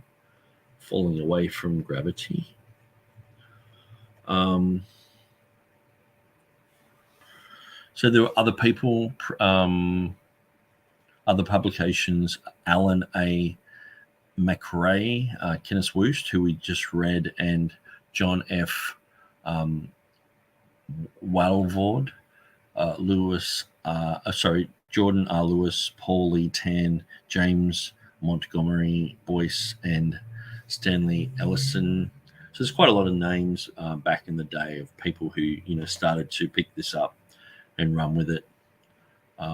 Most of these guys are saying it's the rapture. Daniel Davey, Wayne House, Thomas Ice, Tim LaHaye. They've all. I actually didn't know that Tim LaHaye embraced this view. I knew that Thomas Ice had. I had no idea about Tim LaHaye embracing it, because I guess I don't follow those guys. Usually there's the whole Left Behind stigma. Left Behind were pretty. I mean, as far as movies, I mean, they were like your B grade, pretty dumb things. One minute they're hiding out in the ghetto church sort of thing. Next minute they're there with the world leaders of the UN, and but there are a lot of dumb movies out there at the moment that are like that. You just see some guy is protecting the president one minute, and then he's just doing a backyard sort of drug deal the next, and it's like it's just not happening, dude. But it is hard for people to grasp good storylines, and so unfortunately apparently the Left Behind series was a great read. I didn't read any of them. I had one of the books. I found it in a secondhand bookshop, and I thought, I'll buy that. It was like The Gathering or something. I never read it. I just ended up giving it away to like another bookshop. But so usually I get thrown into a Tim LaHaye camp. But obviously I'm doing my own research on this. If anyone thinks that I'm just indoctrinated into this position, well, and even this position, even this word, I was believing the rapture before this. So this is just like an added thing.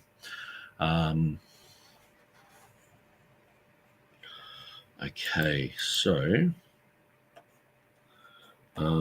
let's just read some things Alex Cox has said. Matthew Henry says a general apostasy. There would be a falling away first, verse 3. By this apostasy, we are not to understand a defection from the state or from civil government, but in spiritual or religious matters from sound doctrine, instituted worship, and church government, a holy life. The apostle speaks of some very great apostasy, not only of some converted Jews or Gentiles, but continued, such as should be very general through gradual, and should give occasion to the revelation of rise of Antichrist, that man of sin. Maccabees is the only apocrypha book that really deserves attention. Okay. And so, I have a list here. Where is it? Do I have it open? It's in my Gmail.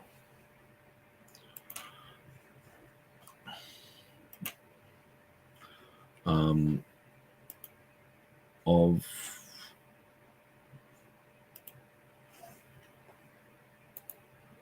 Study Light.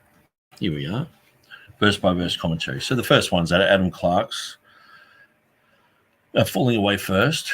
We have the original word apostasia in our word apostasy, and by this we understand a dereliction of the essential principles of religious. I'll just enlarge that.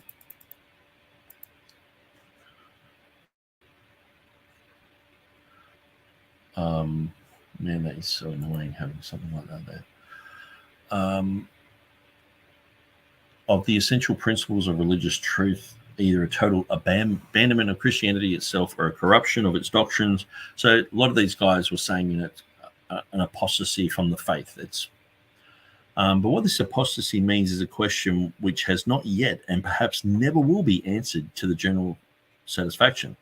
As I present, I shall content myself with making a few literal remarks on this obscure prophecy, and afterward give the opinion of learned men on its principal parts. So then he talks about other things. But we want to focus on that falling away. So I might just type in the word fall.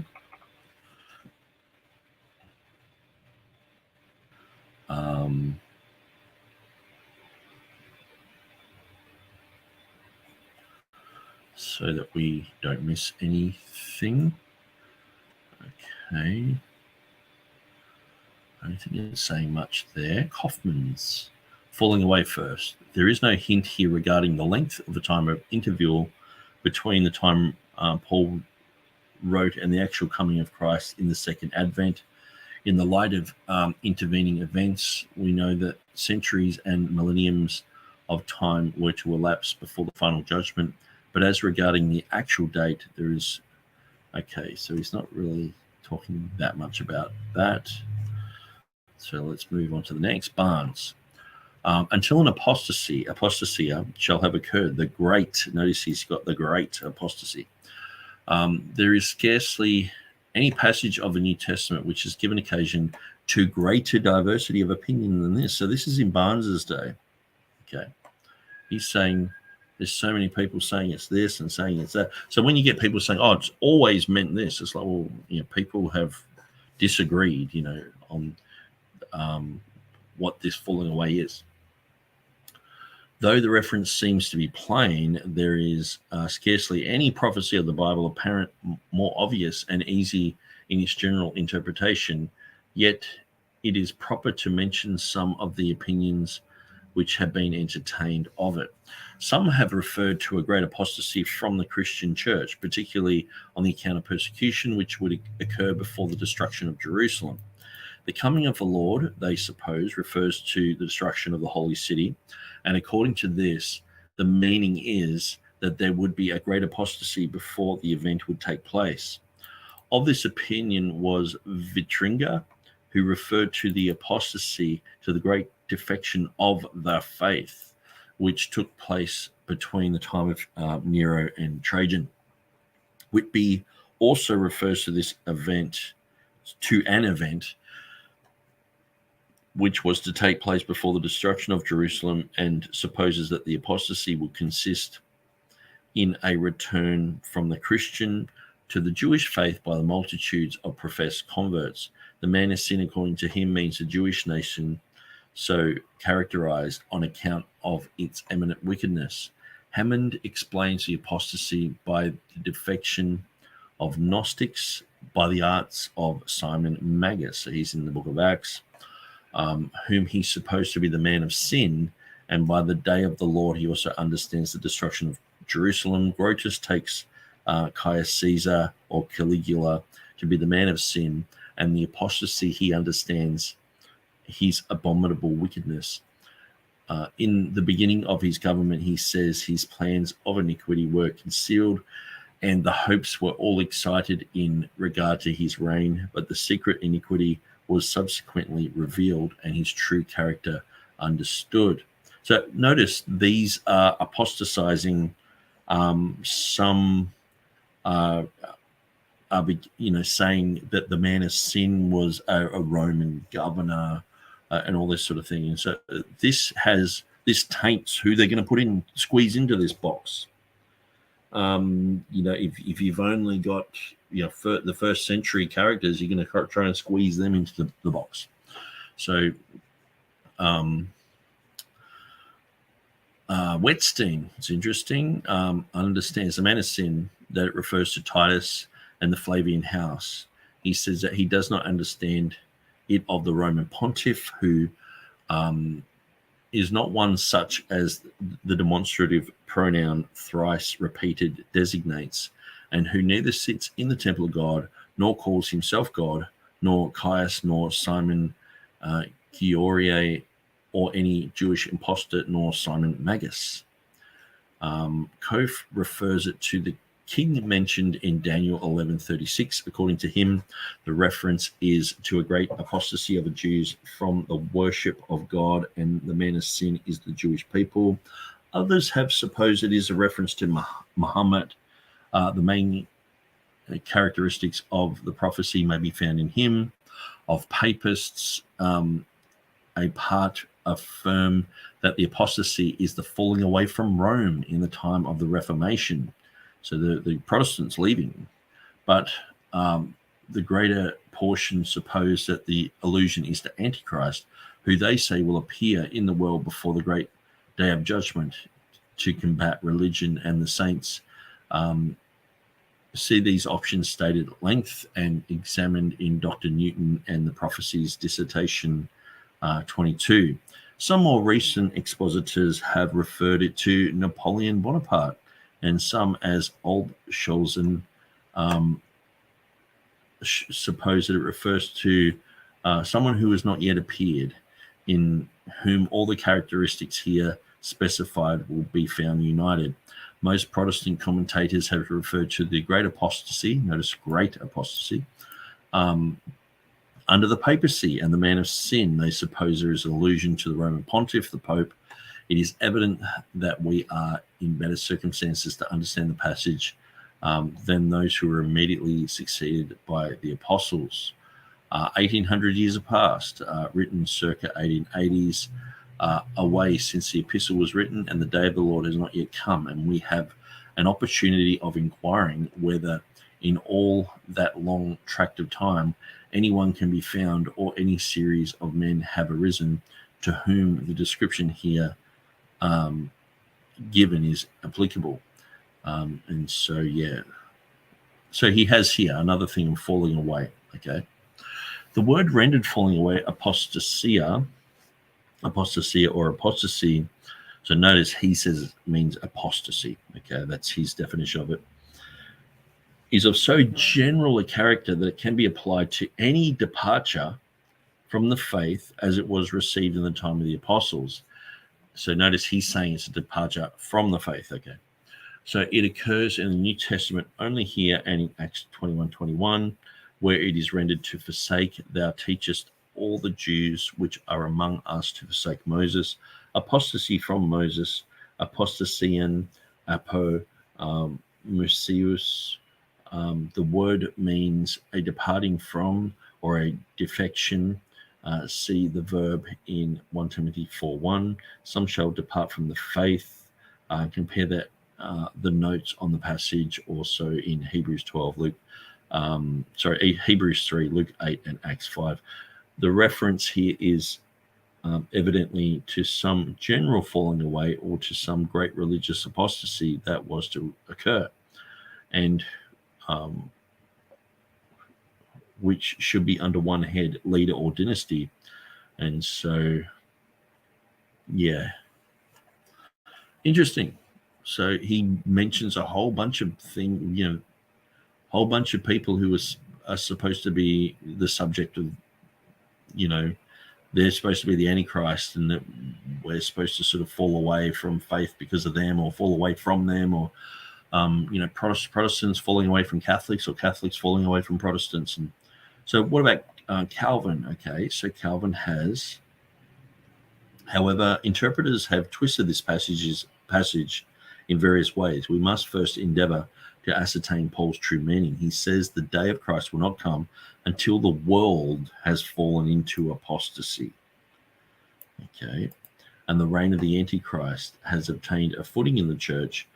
For as to the exposition that some have given in this passage as referring to the downfall of the Roman Empire, it is too silly to require a lengthened refutation. I'm also surprised that so many writers in other respects, learned and acute, have fallen into a blunder in a matter that is so easy, that it were not when one has committed a mistake, were it not that when one has committed a mistake, others follow in troops with consideration. Paul therefore employs the term apostasy to mean a treacherous departure from God. and that not on the part of one or a few individuals, but such as would spread itself far and wide among a large multitude of persons. For when apostasy is made mention without anything being added, it cannot be restricted to a few. Now, none can be termed apostates, but such as have previously made a profession of Christ and the gospel. Paul therefore predicts a certain general revolt of the visible church. The church must be reduced to an unsightly and dreadful state of ruin before. So he's got those full thing of like, this is an apostasy, and a bit like, I guess these guys were living in an age where they just saw Roman Catholicism and were like, this is apparently our church, and convinced that this was the church, and they had to depart from it. And he goes on to talk about the Romanists and all that. So I think it's pretty clear what he's saying there. And he sort of talks about the Turks, and so I won't go too much more into that. Smith's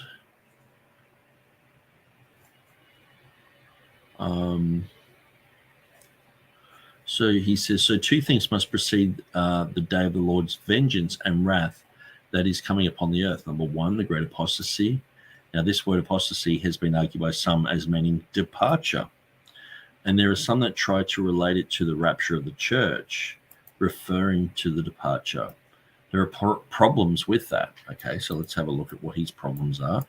And rather than trying to take a position on that, we only mention it as definitely a possibility. Okay, so he's saying there are problems with that, but rather than come against it, we'll say it's a possibility. Okay. However, we do know that Jesus is speaking of his coming again. When the Son of Man shall come again, will he find faith on the earth? He questioned, and then again he said, and because the iniquity of the earth will abound, the love of many will wax cold. So Jesus seemed to indicate an apostasy. Okay, so they're putting the context of those verses into 2 Thessalonians 2:3 and defining the word that way. I personally believe that apostasy is upon us. As I look at the general condition of the Church of Jesus Christ, there is great apostasy when I see these churches ordaining about homosexuals. I see the homosexual church, the Metropolitan Church and all, when I read the statements of some of these ministers who join the fight against anything that is good and decent, there is a tremendous apostasy. Churches such as ours are the exception, not the rule. Okay, so he's got his opinion there. So I think that's more of a modern concept.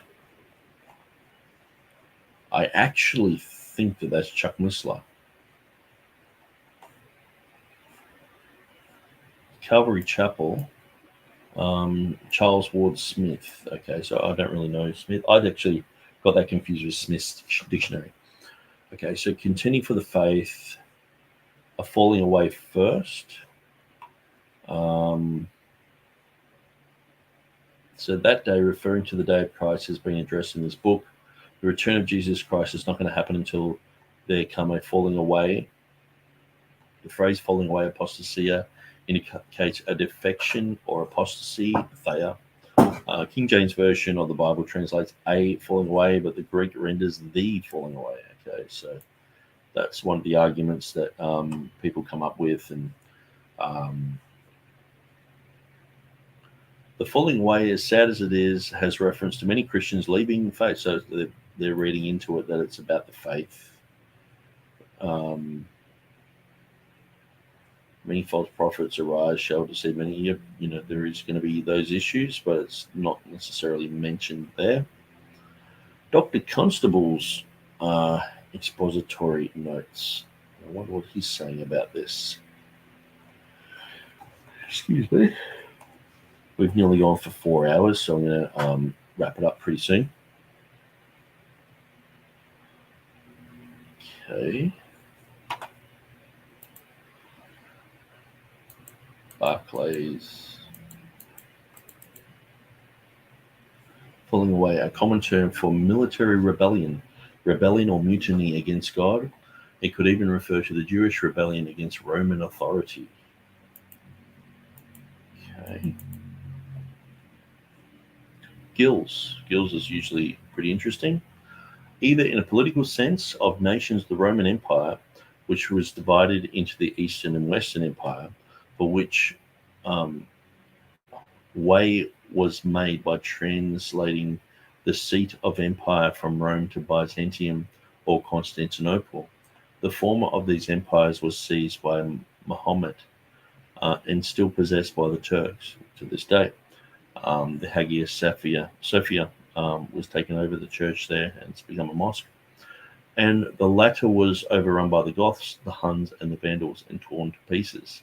Italy particularly was ravaged by them, and Rome itself was sacked and taken, or rather in a religious sense. So saying it's either political like that, or it's in a religious sense of the falling of men from the faith of the gospel, from the purity of gospel doctrines, discipline, worship, and ordinances.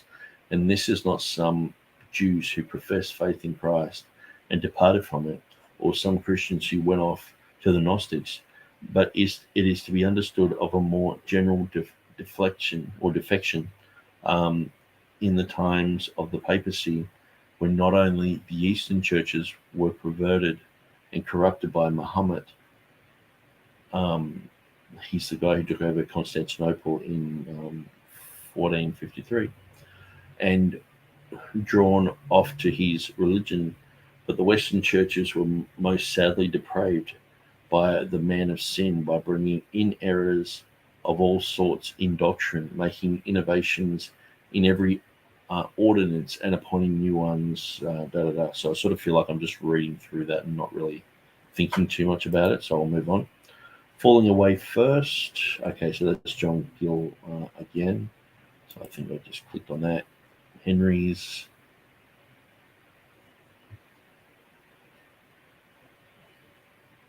Henry.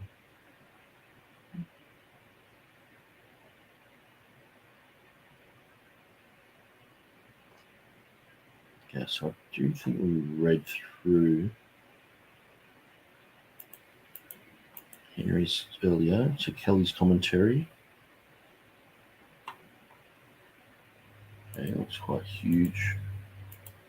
Starting from the beginning of 2 Thessalonians, so that's a big one.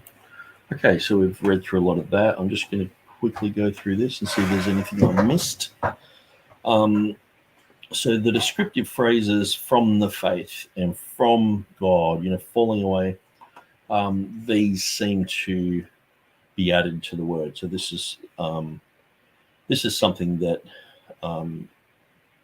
I just thought that apostasy, it's like it means apostasy, the English definition, but looking at the different Greek definitions, looking at how the Latin is translated, there is definitely a lot of other ways that this word can be translated. And the word aphistemi, it does have the meaning of depart, and it doesn't always necessarily mean a rebellion against God or a forsaking of God or faith, and so the words "the departure" is certainly an acceptable translation that I think anyone in the Textus Receptus community, King James community, would look at the Geneva Bible and go, yeah, that's an acceptable word, and the meaning falling away means to depart, and so we'll look at Kittel, good old Nazi he was. The Greek usage of departure, apostasy, is not limited to apostasy of the faith. So this is where Kittel sometimes is surprising. He does, for a Nazi, he was tried for war crimes at Nuremberg and found guilty and spent 3 years in jail for crimes against the Jewish people. But sometimes he gets it right. He was raised up in the Hebrew and Greek languages. Kittel's Theological Dictionary of the New Testament includes an entry for the verb and two related noun forms, ἀποστασία, ἀποστασία, and dichostasia. The contributor Hendrik Schuyler from Marburg concludes that the New Testament usage is limited to political and religious alienation from persons, but the root verb, he writes, means to remove, okay? So either spatially or from the context of a state or relationship or fellowship with a person. So the verb may mean to move spatially. So there is little reason to deny that the noun can have such spatial removal or departure, since the noun is used only one other time in the New Testament of apostasy from Moses, Acts 21:21, we can hardly conclude that its biblical meaning is necessarily determined. The verb is used 15 times in the New Testament. Of these 15, only 3 have anything to do with the departure of the faith. That's in Luke 8:13, 1 Timothy 4:1, and Hebrews 3:12. The word is used for departing from iniquity, from ungodly men, from the temple, from the body, from a person. So with Dr. Alan A.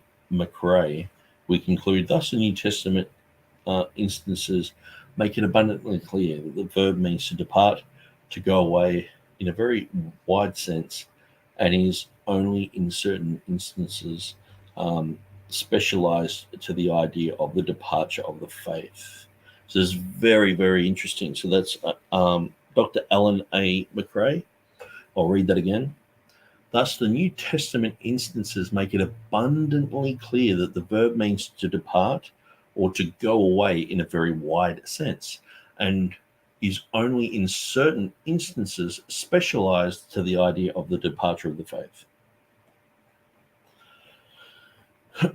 So Davy goes further than the above authors in his instance that the fundamental meaning of apostasia is spatial departure. He says, since the root verb has this meaning of departure from a person or place in a geological sense. So we've just got these ads popping up there. I'll just get rid of them. I might just actually, let's look at the complete tense and polyglot. Since the root verb has the meaning of departure from a person or place in a geographical sense, would not its derivatives have the same foundational word meaning? If not, then word meanings may be divorced from root meanings, which is contrary to the linguistic rules governing semantics. So if apostasia comes from ἀποστασία, and ἀποστασία means to depart, then we would have to say that a word which comes from depart doesn't mean to depart. So which goes against the linguistic rules governing semantics. So this is quite big, and this is in our favor. So when we look at words like understanding, and we know it's got the word stand in it, it's just like we have ἀποστασία, it has a standing. So, but would we say that it's left the word stand? No, we would say there's an undergirding of where you're standing, and it's not so much a standing physically, but it's an understanding where you're standing in your belief or in your statement, and there's something undergirding that, which is making you stand in that position. And so there is an understanding. And so we see the words are completely linked to standing. And so we see that there is a departure here in the Greek word, apostasia, and related to ἀποστασία. And this should be noted that what can happen is people can go to the Strongs, they look up root words, and they go, oh, well, this root word means this and means that, and therefore they put the root word into the meaning of the word that they're trying to define, where that can be an etymological fallacy, where sometimes it might carry over certain parts of a word like that, but sometimes it can mean something completely different as well, in a sense where if the word can be related, especially if there is more than one word. So if we have, but when we look at epistemi, it's actually apo and stasia. So it's pretty much apostasia. Epistemi is a very similar word, and so and we see historically that means to depart or to leave. And we see like the Geneva Bible is just like, oh, that means, the falling away is to depart. So that they were just going along with that, and that was perfectly fine. And so to fall away is to depart.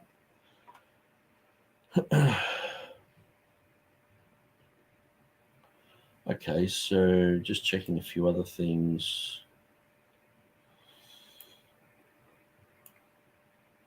So anyway, I think I've gone for over 4 hours, so that is a long time.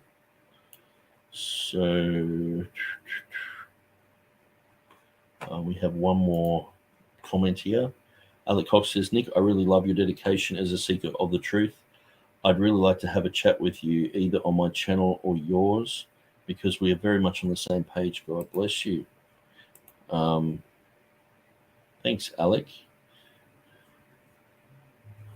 And so, and so that's the thing, Alec. Like, I know I've seen you on here quite a lot, but I didn't even know that you had a page. I'm sorry about that. There's just so many people that I follow.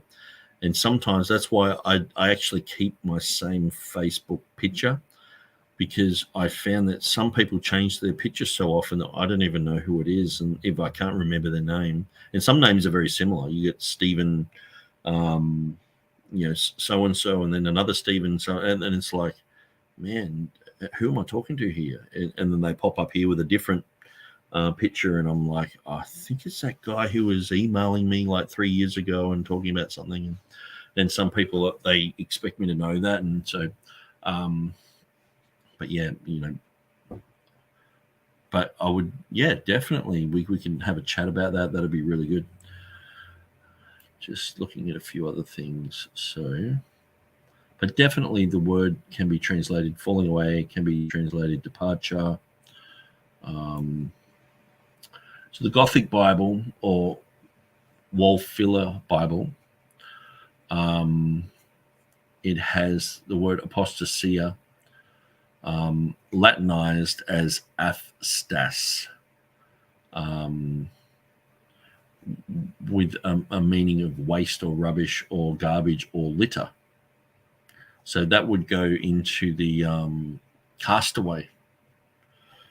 And I guess castaway means thrown away. It's like a falling away. It's a castaway. So that sort of can mean an apostasy, but it can also mean a throwing away. Sometimes there is divorce. You got the D, the two. There's split. Something that was one has been split up. So Jerome, he just has dissessio, which means a separation or a division.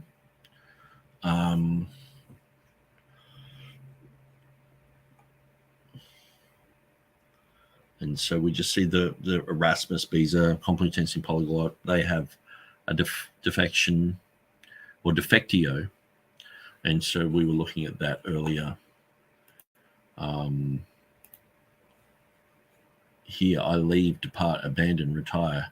I not fail to fulfill my target. I deviate from a target or custom. I vanish, disappear, or I die. Tyndale has a departing.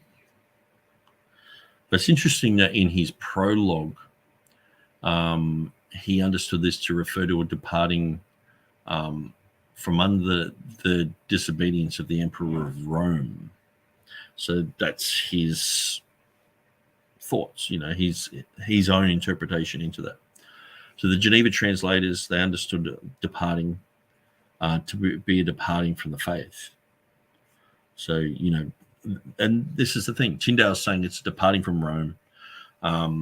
Geneva is saying it's departing from the faith. Olivetan, who was the stepfather of Stephanus, Robert Olivetan, Pierre Robert Olivetan. He produced the first French version of the Bible translated from Hebrew and Greek in 1535. He rendered the word apostasia as department. And so he felt that this was a spiritual departure, since in a marginal note he has basically to depart from the Roman Empire. So Luther has the word abfall, and so he felt that that was in a religious context. So Calvin, he had that same type of thing as we read earlier. And so, the Bishop's Bible.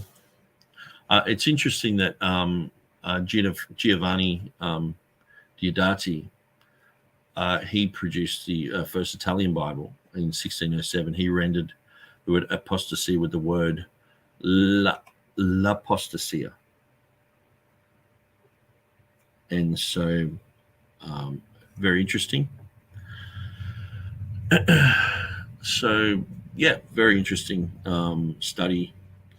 But one thing that I can't unsee anymore is the word apostasia is a standalone word, and we have to be careful what we read into that.